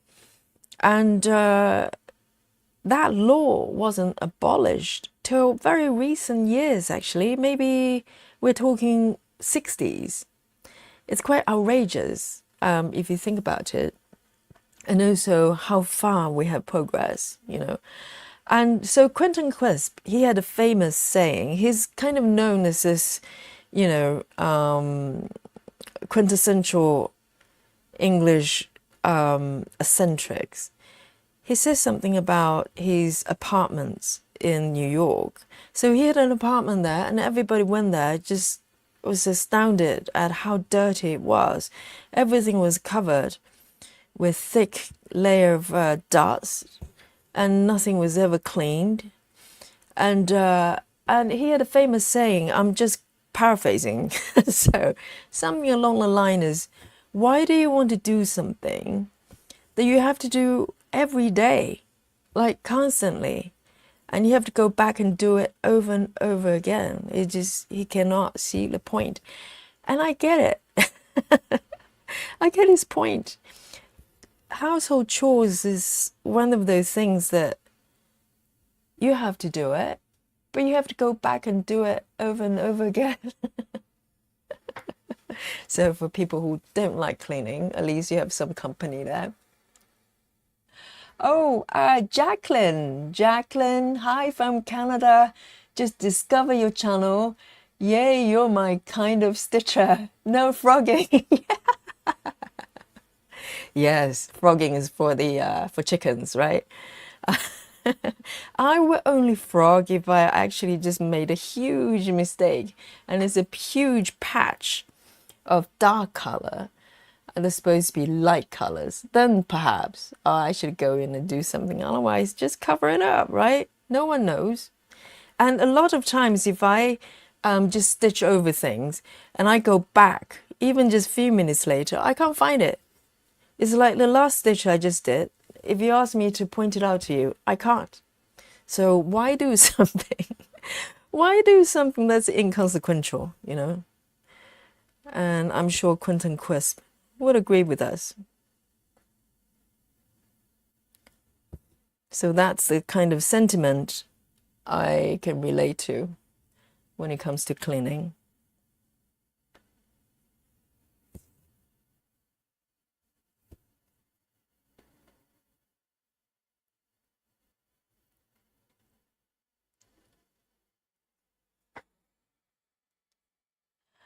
Karina, oh man, yeah, it's so much worse than a toddler. Oh, do you mean cleaning? Well, toddlers, at least they grow up, okay? I'm not saying this easier, but at least there's a sense of progression. Whereas cleaning, you're just repeating the same thing over and over again. There's no improvement there, temporarily. And then you have to go back and do it all over again. It's like dust. What is dust exactly? Where do they come from? You know, cat hair, I understand. But dust, where does dust coming from? You know? And they just keep accumulating for no reason. It's one of the mysteries in life.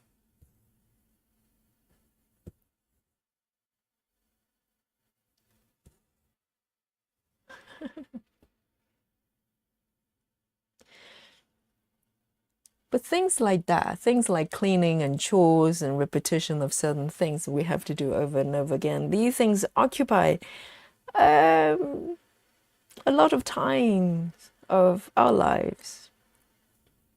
So maybe, I don't know, there's something to think about. I don't know.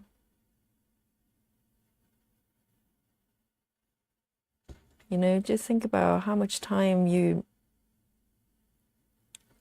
could say the same about commuting. You know, it's kind of in between state. You're actually trying to do something, but in order to do that, you have to travel to another location. But at least you're moving forward and then back and then forward again.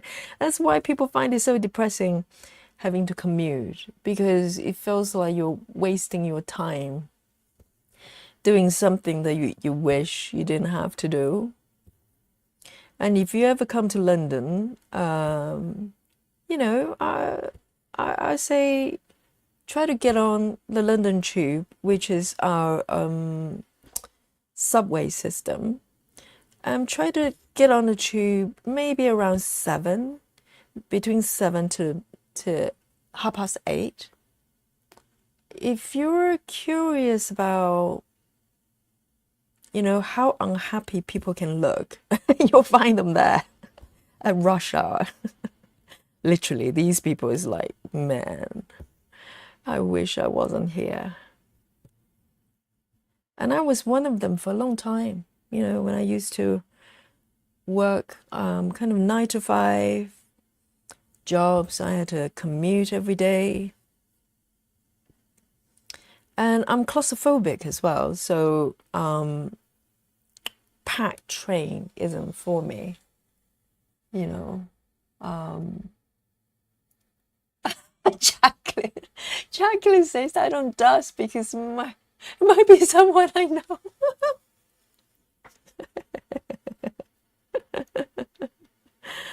Oh dear. Oh dear. We have a bunch of philosophers there here on the chat.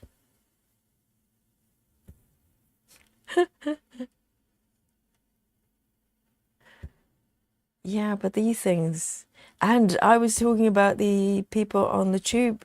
Yeah, if you want to see, if you want to know what unhappy face looks like, you can find plenty of them on the London Tube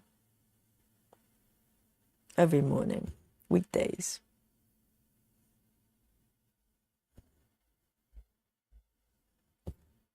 because we don't like to do things that it feels unnecessary, but we have to do it. Maybe cleaning is one of them. Well, I actually sometimes enjoy a nice ironing session, I have to say. If you have a efficient iron, then you just, spend some time with the ironing board. Is, you have the steam coming out and you smooth everything.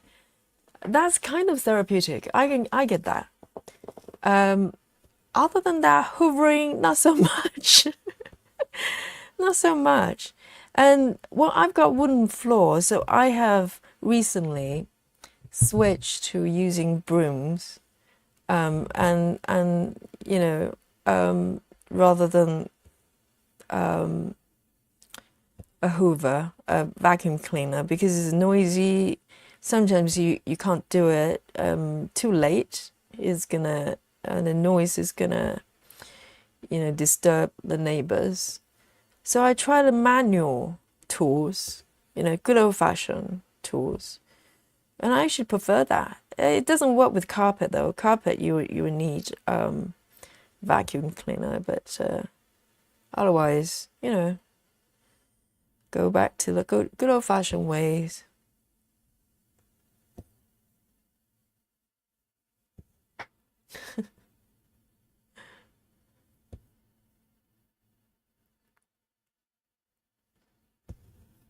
I'm not a big fan of dusting as well. Or I try to clean before it starts to get dusty. Maybe that's the key. Maybe that's the trick.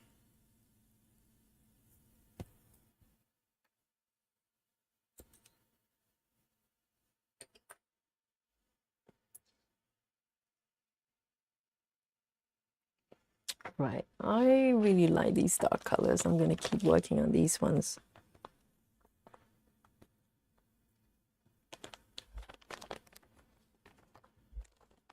$3.10. Maybe time to tidy up my organizer. Things to get a little bit crazy here.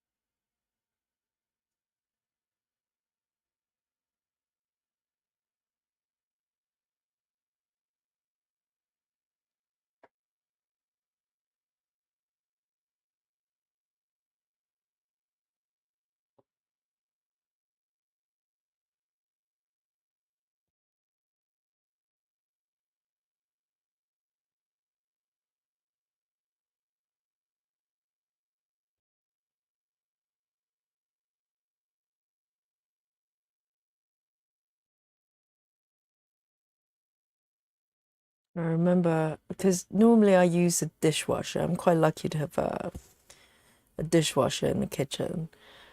But it broke down once, and I was waiting for the dishwasher to get repaired. Because my famous one of my one of my famous saying would be, I don't need an oven.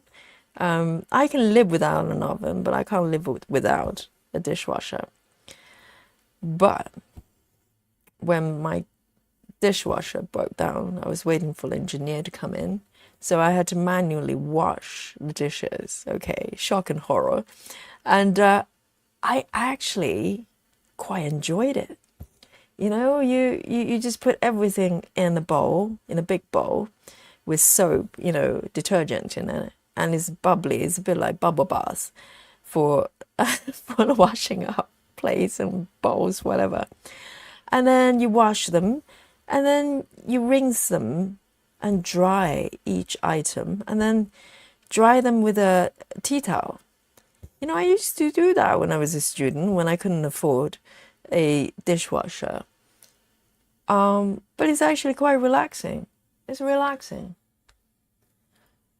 Hi, Margaret. Hello. Hi from the Connecticut.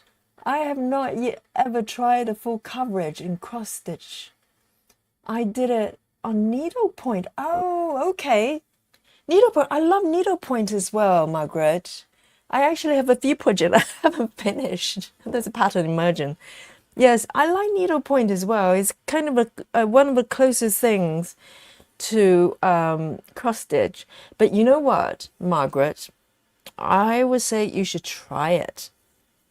You might think it's too much work, but ultimately you're doing one stitch at a time. I would highly recommend you suspend the disbelief and then give it a try. You know, maybe 14 counts, because that's kind of not that different from most, you know, the stitch size of a needlepoint. 14 counts. Full coverage, yeah, get a mini something. Get a Heavenly Design mini. I mean, it's not mini, but but let's pretend it's mini, and give it a go. You know, 14 count fabric. There are tons of lovely design. I don't know whether you've visited a Heaven and Earth design website. You might not be able to leave without buying something. That's my warning to you. But have a look at some. Well, I think they've got smaller ones, almost like a bookmark size ones, like a strip. They crop out from larger design. Get one of those. You know, give it a go. You know, I sound like a cross stitching pusher. You know, trying to lure people into this bottomless black hole, not black hole, the pigeonhole, not pigeonhole, the rabbit hole. You need to make sure it's the right hole to jump in, okay? Not the black holes, pigeonhole. and you know, you might change your mind. You never know. Join the rabbit hole.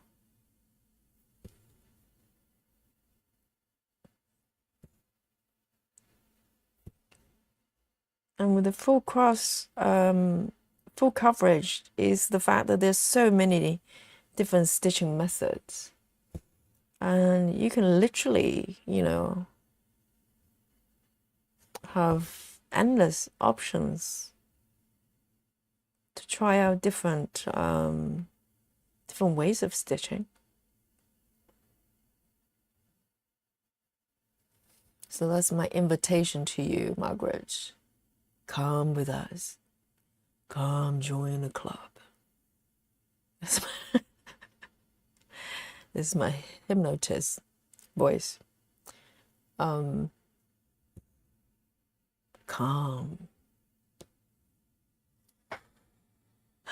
Laura. Hello, Laura. Having watched British vloggers, I've realized the Americans iron much. Americans iron much less than our British counterparts. Is that true? They don't iron over there, Shannon. What is your comeback? And Karina, do you guys do not iron? That's funny. I do enjoy a little bit of ironing from time to time. And what I love is ironing sheets. I do iron my sheets. So I like smooth bed sheets and pillowcase and all that stuff. So Margaret says, I do cross stitch on different counts of fabric. I have completed several pieces. My challenge is samplers. Okay. So you haven't jumped over the fence and to try out the full coverage. Oh, Karina says I do quoting a lot. It's coming. Yes, I love all sorts of quoting sometimes. Well, I do find quoting is a little bit more technical for me because you do have to cut the fabric in the sort of pieces and stitch together. Is that what you're saying? Or is this something else? There's quoting and there is another thing. What is it called? Stitch different fabric shapes together. Is that quoting? Might be quoting. I try to learn that. Oh, is it patchwork? Patchwork, that's it. Are they the same thing or some overlap? I'm not an expert of quoting or patchwork. But I try them both and they're a bit more technical for me than my liking. Maybe my hand sewing skills is just not up to the standard.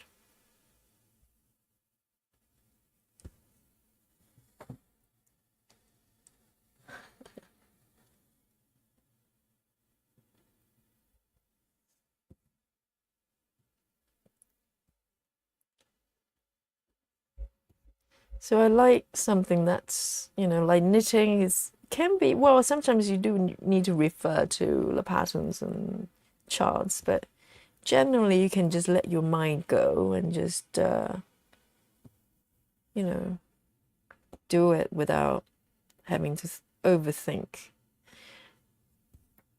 But my sewing skill, hand sewing skill is not great. So maybe that's why, I find quoting a little bit tricky.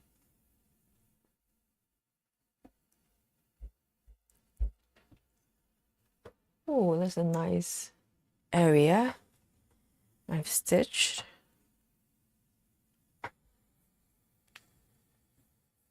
Margaret says, I make my own projects. Oh, project bags for my cross stitch projects. I also make quotes plus small projects. That is just perfect because when you have multiple hobbies or crafts that you do, they actually help each other, right? So you use quilting and sewing to make bags for your cross stitching. Oh, that is just amazing. That is just perfect. That's perfect. Yes. And it's functional as well. So it feels like, whatever you do as a hobby that you enjoy actually has a purpose. You have to debate what you do with finished piece of full coverage across stitch, but you can frame it so it's enjoyable for the eyes. But if you sew something and make something, it's functional. I like that. So I'm moving forward to a slightly paler colors here. So there's a whole bunch of, let me see what color this is. Kind of beige colors. I can fill it up. I'm doing really well with the number of stitches. You'll be shocked in a bit when I show you at the end. 945. 945. Oh, thank you, Margaret. Yes, I can just about manage cross stitching. I can't sew. Don't sew very well. I can use sewing machines. I can sew a straight line. But yeah. Oh, quoting finishes off the patchwork. Okay, I get it. So patchwork, it says on the tin, is using patches of fabric and stitched together. I always get them mixed up. 945, because there's some overlap, isn't it? And quoting is the kind of sewing through the edges to make them slightly puffy or something like that, right? That's my technical description of quoting. So you can write it down. Take your notes. 945.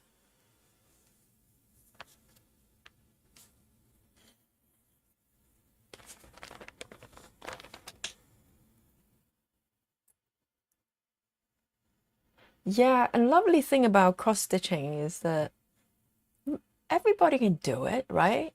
I mean, some people might get really technical about, well, you need to cross this side first and the other side and making all the threads nice and smooth. But ultimately, it's kind of like a no-brainer in a really good way because sewing, not everybody can do it, properly.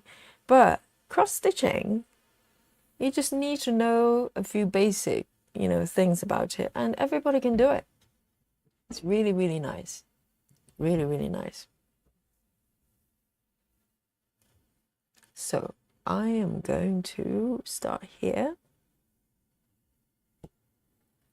So jumping from dark color, a very dark color, to a very pale color. So your eyes don't get fatigue of one color or palette. It's a nice reset.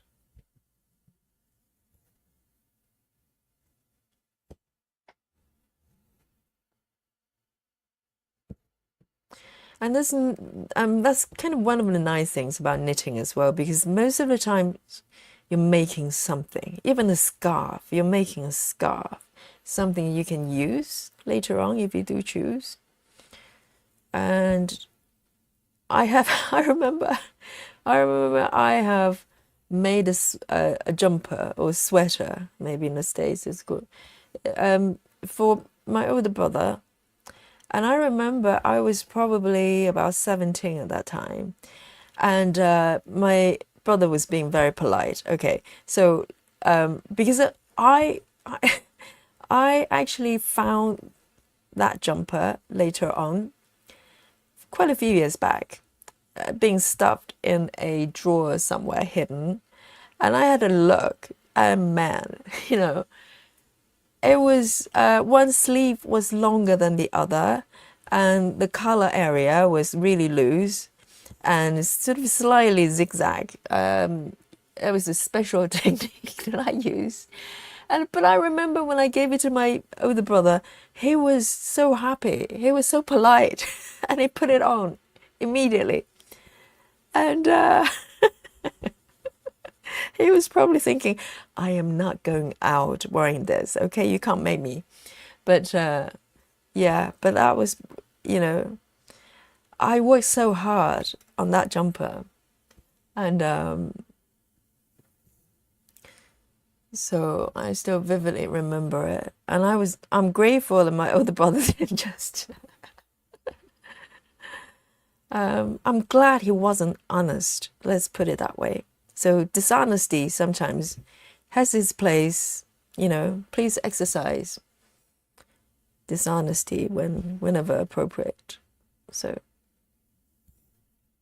I think I would have been heartbroken if it kind of told me the truth.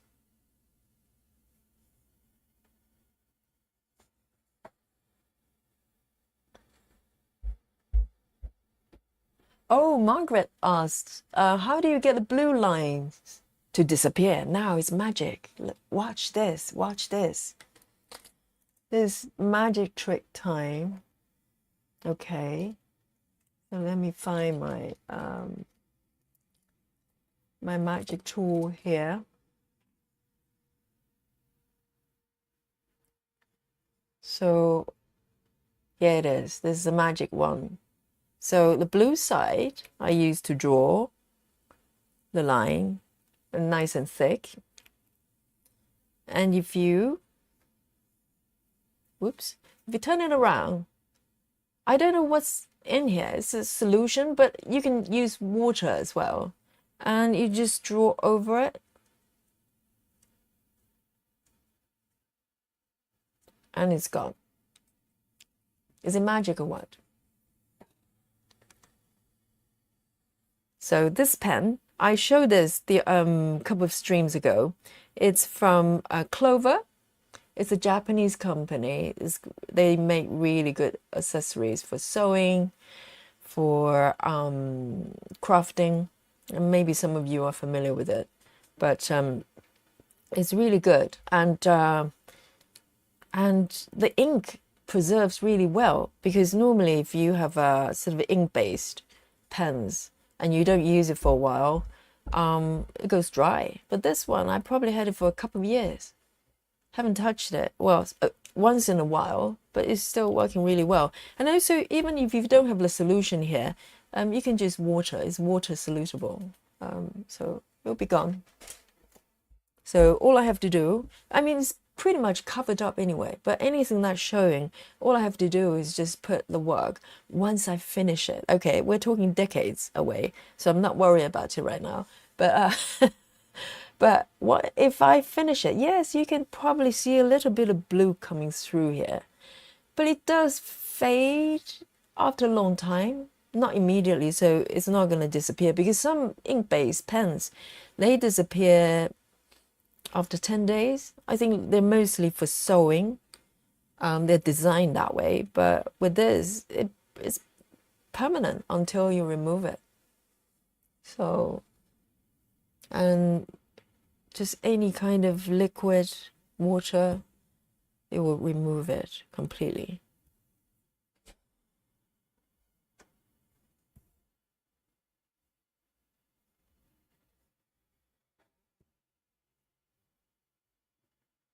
And that one over there.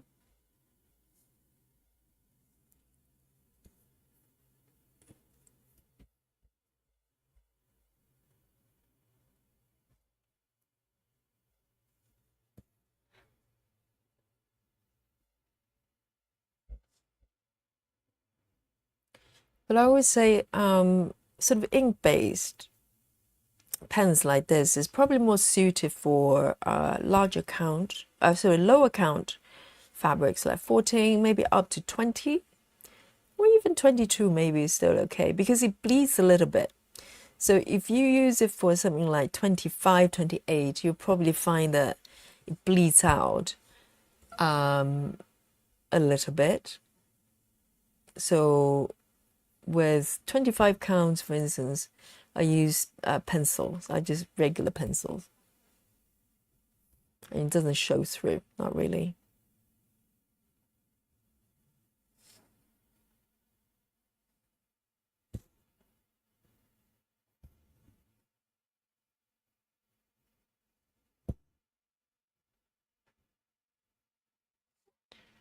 One over here. I'm going to take it over here. It's a little bit far away than my liking, but I think he'll be fine. I'm okay with that. You're welcome, Margaret.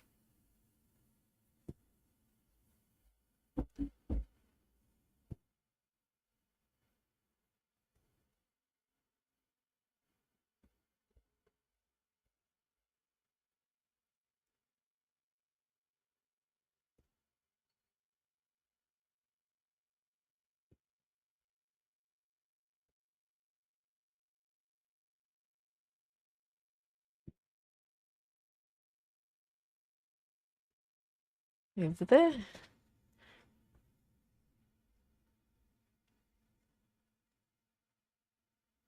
And there's one more stitch down here.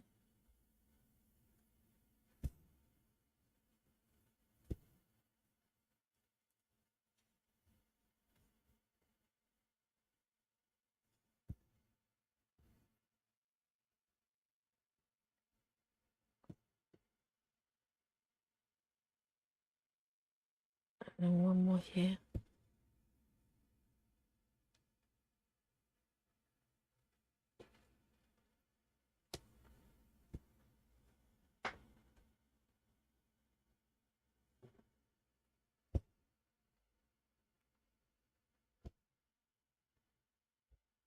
I'm going to end this one.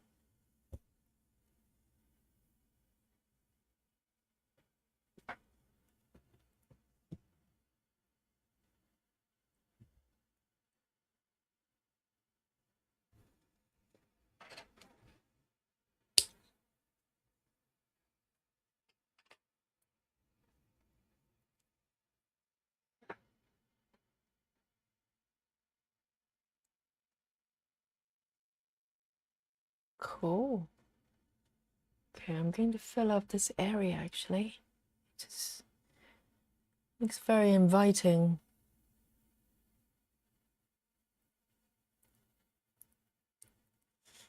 And 5A, 5-3.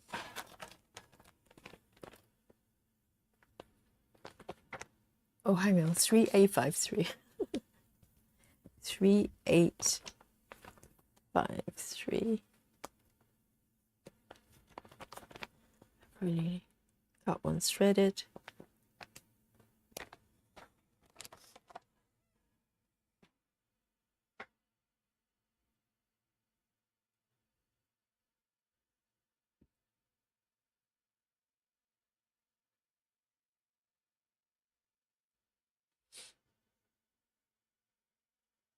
Oh, hang on.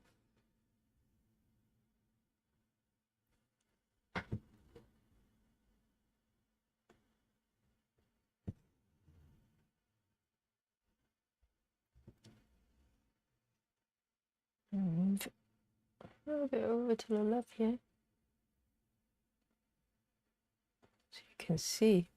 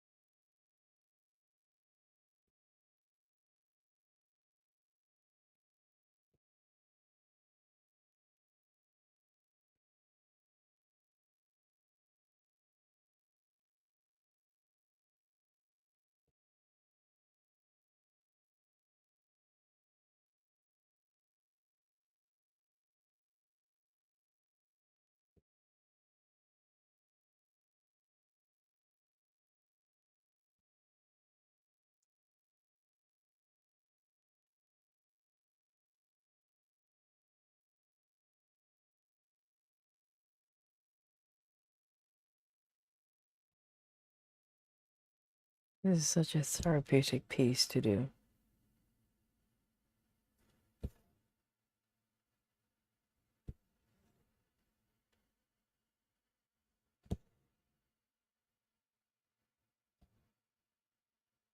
Oops.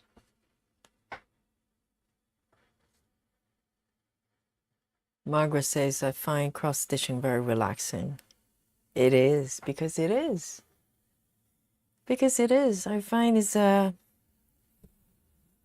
embroidery version of meditation, isn't it?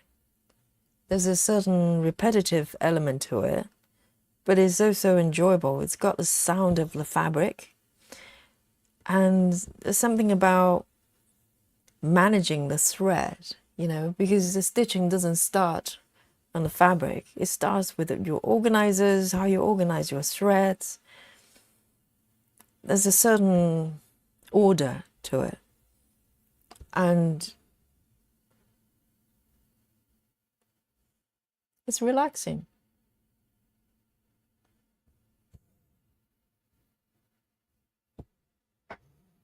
And you can just switch your mind off for a little while.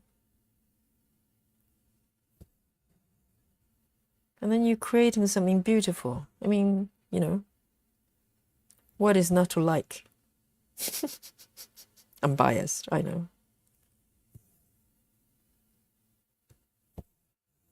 And the people who don't stitch, if they come across this channel, they'll go, what on earth are these people doing? There's a big close-up of someone stitching, and there are people watching. What is going on with this world? Right? I bet. But it's a bit like if you're not into sports and you watch people just kicking a ball and make a big deal out of it, you probably go, oh, seriously, you know, just buy more balls. Just give everybody a single ball, then they don't need to fight over it. Seriously.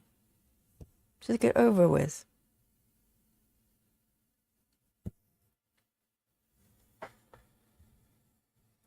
Karina says it helps me slow down and enjoy the small things quite literally. Yes, absolutely.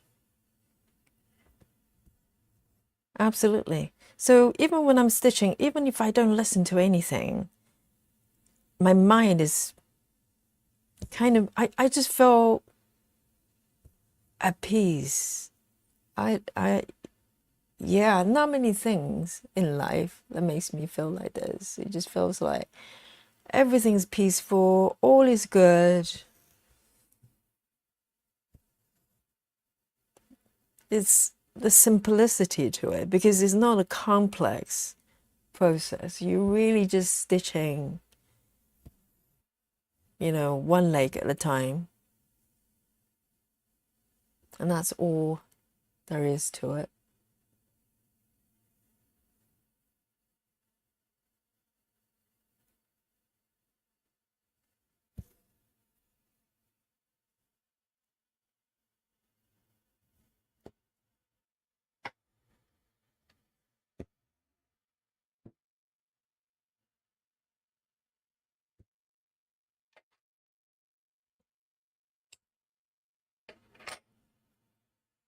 Three, 8, 5, 3.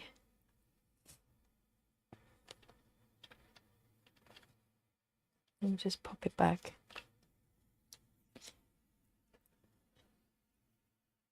I just love the color transitions. It's so beautiful. And I'm going to just do a little bit more to around this area. Kind of just calling for it. So this is the other end of the page. Let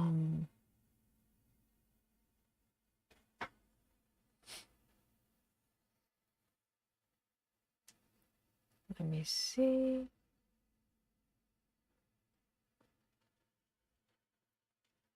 Seven, 9.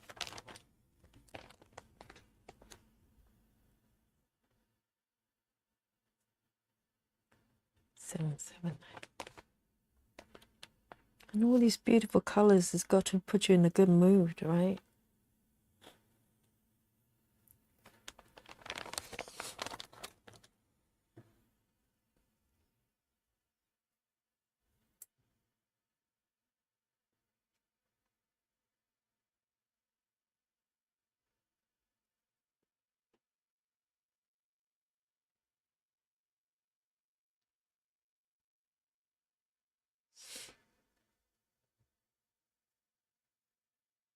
I remember there's a lovely student who comes to my classes. She always tried to sort of have a conversation with me after the classes because a lot of times people just move on, you know, get about their days. And this lady would make a point of coming to me, and she would kind of have a conversation with me. And she kind of asked me, what's your plan for holiday? And it suddenly dawned on me, oh, hang on. Holiday? No, I don't. I don't really do holiday much, because what we think of as a holiday, like traveling and going places, doing stuff, a lot of times is more exhausting than work itself. I mean, when I teach yoga and do things I love doing, it doesn't feel like a job, you know. And but even when I was working in the corporate environment before, I'm just not a sort of holiday person, because that implies you have to make plans to go somewhere, do something, having a kind of packed schedule. And how is that relaxing? I don't really know. So it never really makes sense. I mean, don't get me wrong, I do travel, but if I do travel, it's a project. You know, you make plans, you want to go somewhere. But let me see if there's more stitches over here. I'll come down here in a bit. 779. Patricia, hello. Have a look at Dream Stitch cross stitch shop in China. They sell Egyptian floss. What is it referring to?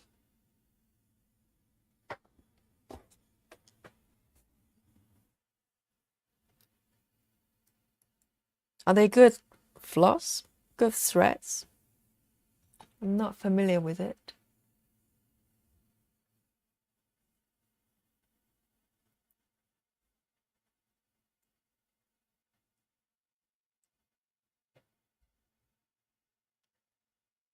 Okay.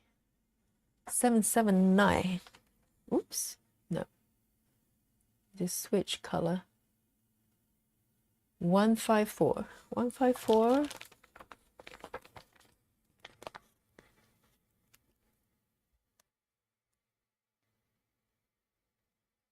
All right. Floss 470 for, oh, as in full set, DMC compatible. Less than $100. I don't know. I'm not familiar with it. Australian dollars. I see. So there are quite a lot of maybe different brands that are kind of not really known. Because CXC, I think a lot of people are not super familiar with. I do use CXC. I don't know where they're from though. Could they be, I don't know. Never looked into it. But it's a fraction of the price of DMC. And they're lovely to stitch as well, because the floss ultimately is whether you like the stitching experience. So everyone could feel differently. Yeah, thanks for sharing that, Patricia. But I always wonder about Anchor. It's a brand as well, but not many people use it. I wonder why that is. I don't know. They're supposed to be relatively good as well, but I haven't heard a lot of cross stitchers use them. I think probably because they've got their own color system that's not the same as DMC, and most people probably prefer it simple, because most charts are using DMC. Oops, I've got it snagged here. I think I just answered my own question.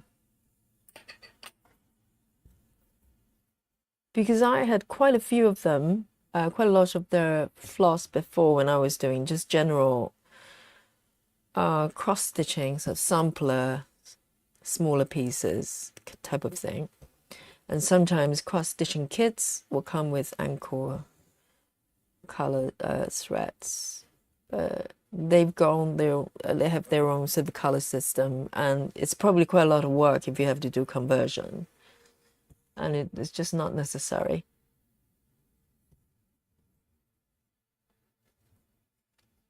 I think they're a little bit cheaper as well, perhaps.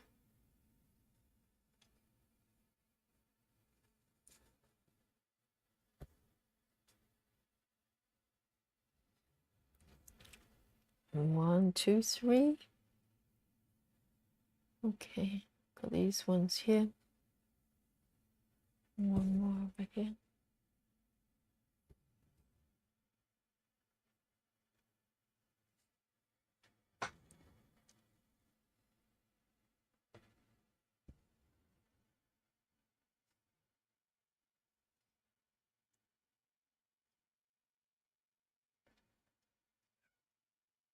Oh, hello, that's my cat Dolly. Hello, babe. How are you? It's taking you this long to say hello. Normally she will suddenly appear as soon as I sit down to do some stitching. But where have you been?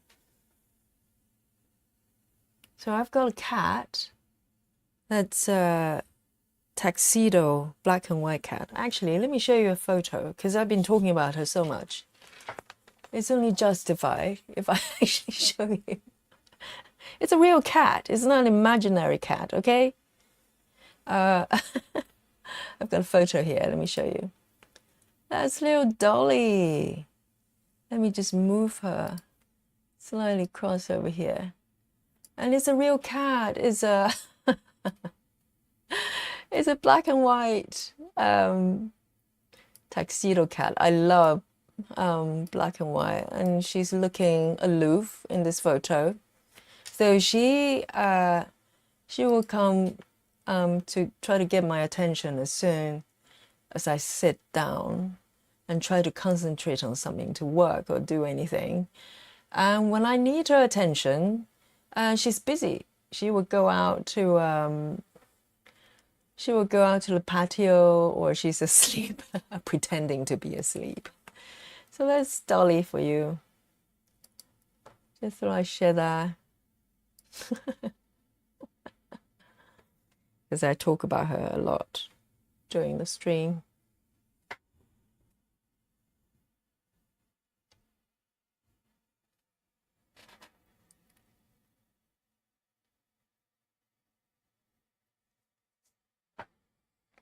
Oh, Patricia says she's got a full set of the floss.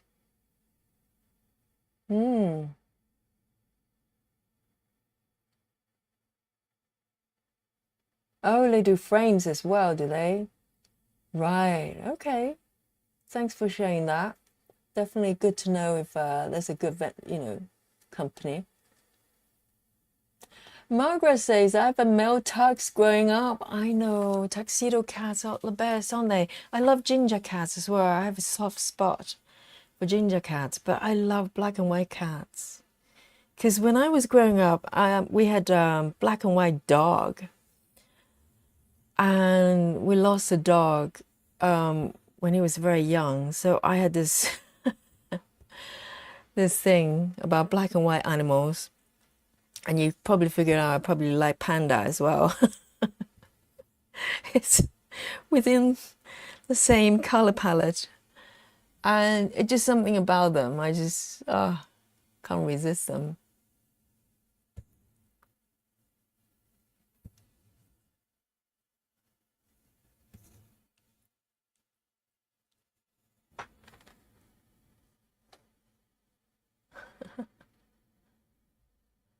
Oh, thank you, Laura. Yeah, she's adorable. She's really independent.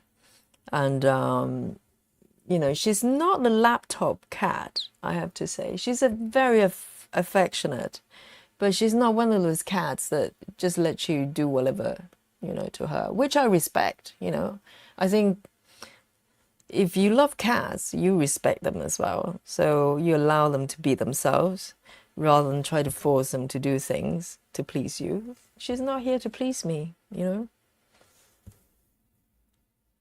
and I'll do anything for her. That's if you love cats, you can probably relate to that.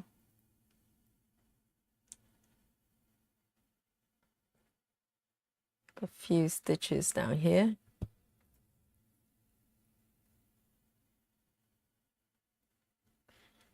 And I am going to take it down this area.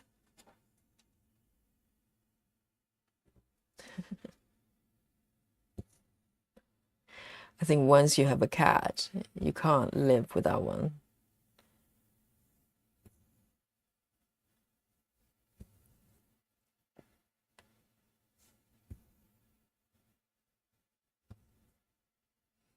And she loves going out to the patio and do her own cat things. I don't know what she's up to most of the time. I try not to find out. I probably get scared, wandering out on the roadside and stuff like that. But you have to trust them and knowing that they're street smart enough to look after themselves.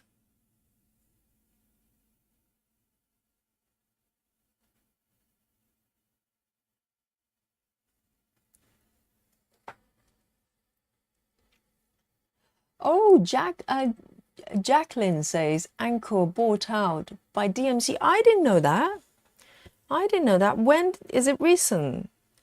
Because it's still a brand, isn't it? Or maybe they keep the brand.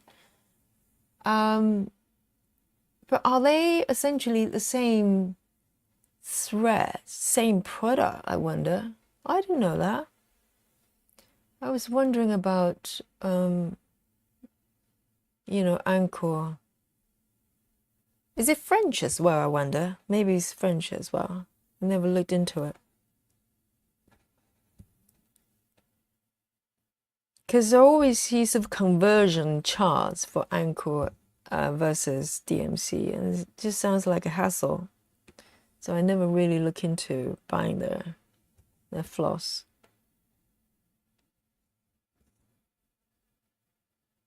But I think they produce needlepoint material as well, because I don't know how you call them, threads or yarns for needlepoint.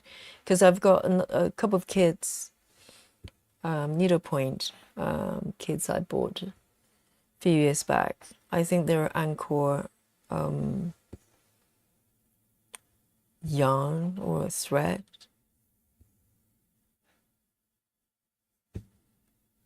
And they're very good.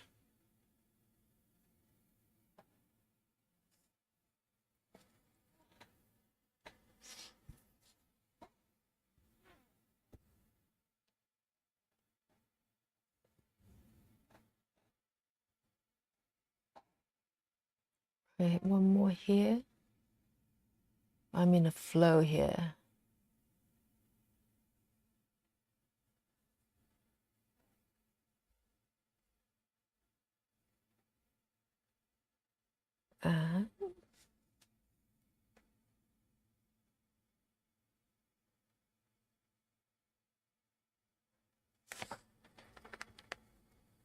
Shino, hello, darling. Shino says, hi, it's 6:45 in Japan right now. I have this design too. It's lovely. Really? This one I'm stitching. Where did you get it from? I'd love to know, because if it's still being sold, then it would be great to share it, because it's just pretty. It's so lovely. It's good to see you, Shino. And I followed you back on Instagram. Thank you for your follow. I'd love to see more of your work.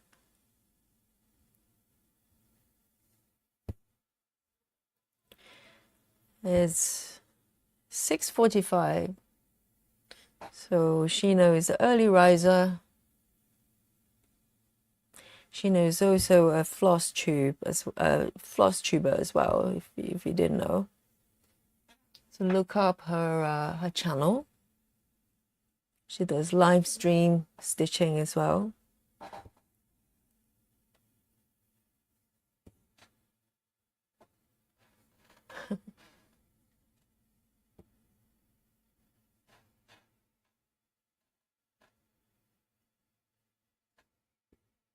And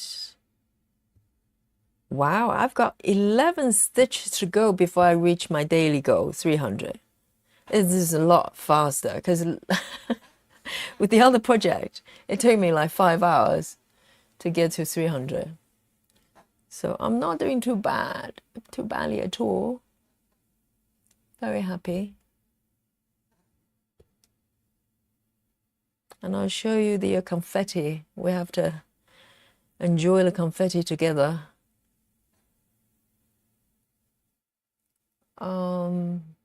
3, 1 here.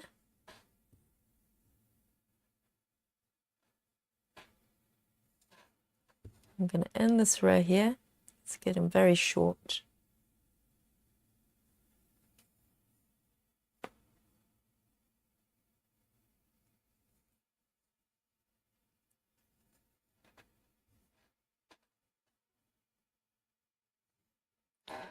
One here.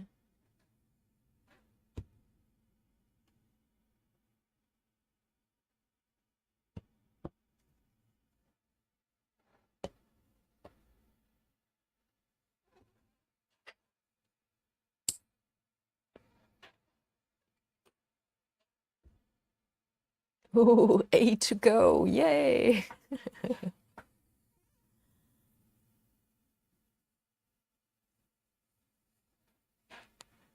Let me see. What color shall I go for? The final few stitches.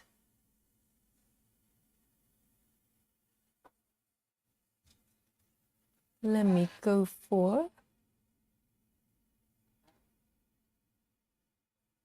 some darker colors, actually. Quite fancy that.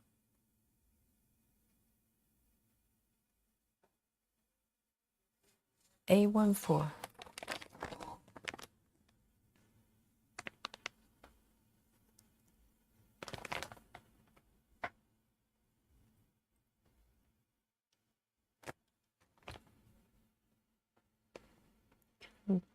Burgundy.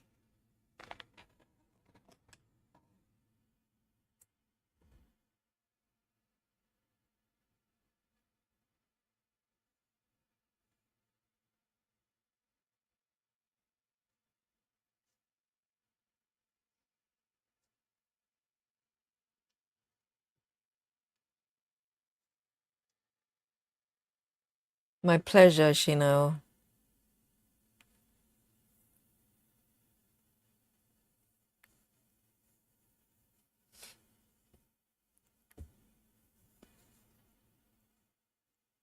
Okay, so I'm going to final few stitches. I'm going to go across the right edge. It will give the page a bit more, some definition, which is always nice.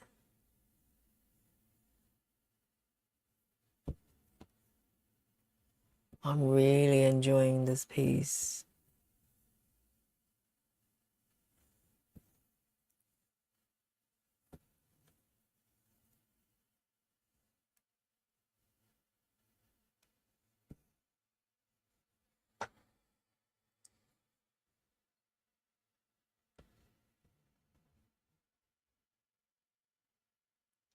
Two here.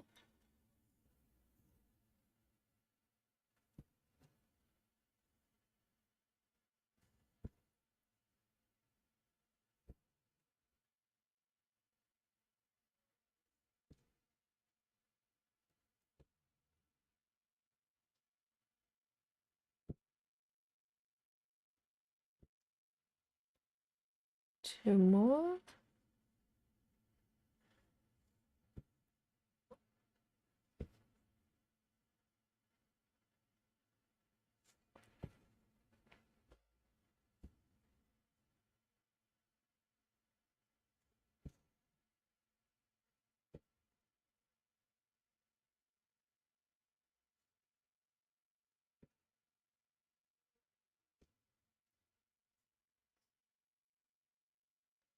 Oh, you know what? Yes. So I'm going to keep stitching this color till maybe when the stitches run out or the thread runs out, but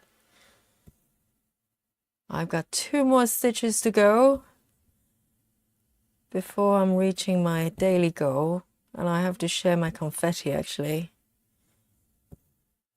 If you're using pattern, well, markup RXP, you know what I'm referring to. Okay, so I'm going to part this one now.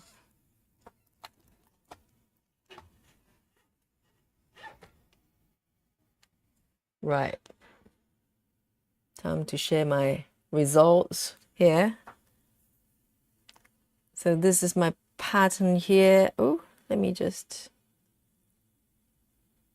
bring it over here.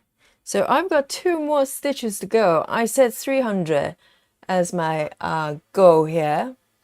All right, and then so I've just stitched these 2 stitches there, which is these 2, and I'm going to show you what happens. If you've seen this before, no spoiler, no spoiler, but I'm going to just mark these 2. 1, whoops, 1 and 2. See what happens on the screen. I never get tired of this. Give me the fireworks and confetti, please. And so I reach my 300 stitches daily goal. You can set it to any number, actually. You can set it to 3. you still get confetti. But I'm going to continue just do these ones and just use up this this thread here before I finish today's session. Oh, I rarely reach the goal, actually. Oh, Jacqueline, so you're referring to the DMC takeover 2 years ago. So that's recently, relatively recent, isn't it? Because I think the last time I looked up anything about Angkor was years ago. Well, probably a few years ago. So that's a recent development. So I wonder what happened to them, because they're essentially doing very similar things. I think Angkor might do sort of, as I said, the needle point yarns. DMC is pretty much just the floss that I know of. I'm not aware they do other things other than accessories, you know, but kind of floss-wise, they're very focused on embroidery, kind of cross-stitching type. A few stitches there. I'm going to just keep stitching until I run out of this thread. I'm very pleased with today's progress.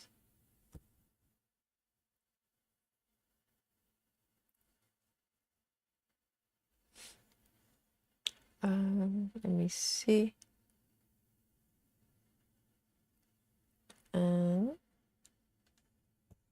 All the way here.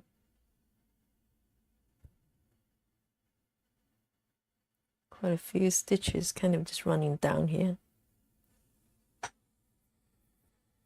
Margaret asked, what program do you use? I have an Apple iPad. Okay, so this one is called Markup RXP. If you look up Apple Store, they're on both Android and Apple as well. So I think most people, if they're using Pattern Keeper, they have to have, you know, at least one Android device. But if you're just using, if you're on Apple, Markup RXP is a very good option. And just for future reference, there's another app called Cross Stitch Saga, which is on iOS as well. But currently, you do need a conversion app, which only exists on Android. So maybe you can park that aside. But if you, I don't know what system you use to mark your stitches, but if you haven't tried Markup RXP, I think they have a trial period. So you can try it and see if you like it. So you probably need some time to get your head around the way it works anyway. But it can be quite good, depends on your stitching styles. So, oh, Shino says she bought this very pattern from on Etsy. Okay, so that's really good news. I'll be doing YouTube live from 9 p.m. Japan time today. Oh, wow. 9 p.m. I wonder what time is this? Maybe my afternoon. I'll see if I can catch you there. I'd love to join your live stream. But yeah, so if you like this pattern, you can find it on Etsy apparently, and Etsy is worldwide, isn't it? So there shouldn't be any regional restriction of it. That's really good news because it's such a lovely pattern. And Shino, if you don't mind, can you share the title, the name of the pattern? Because I'm sure it probably has a different name. If you would kindly share, and I'll share it with everyone if anyone wants to know where they can get the pattern as well. That's wonderful to know, because I was wondering about the what's it called? The other one, 14 count, Grandmom's craft room. Many people asked about it, but I have no idea where you can get a pattern now.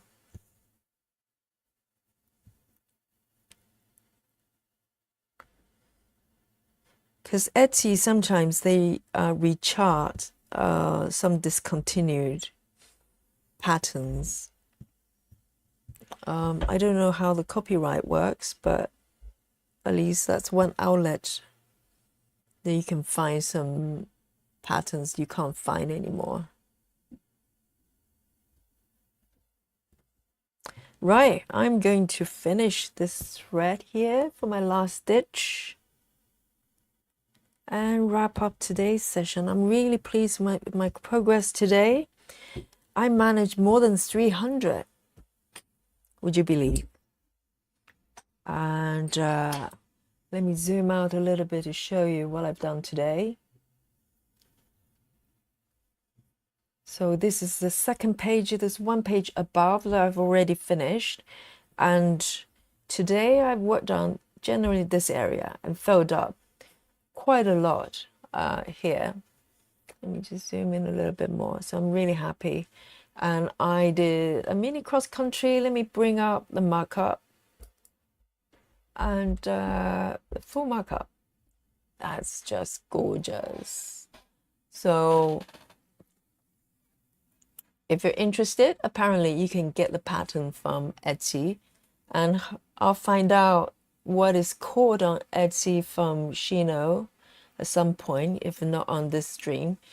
And yeah, it's beautiful, and I'm really happy with it. I'm working on 14 counts, if you haven't realized already. So there you go. I'm going to sign out. It's about nearly 11 p.m. in London. And thank you for your company, all you guys on the chat, and also the lurkers. I appreciate it equally. You have no obligation to engage. You can just watch in the background. I lurk all the time, so you're all welcome. And I hope, hopefully I'll maybe come back tomorrow. I'm trying, I'd love to keep this streak going. I've been streaming for the last maybe 5 days, something like that. Didn't know it was possible. Who knows? Nothing is impossible. So I'll keep the momentum going. Maybe work on a different piece. And so thank you for your company today.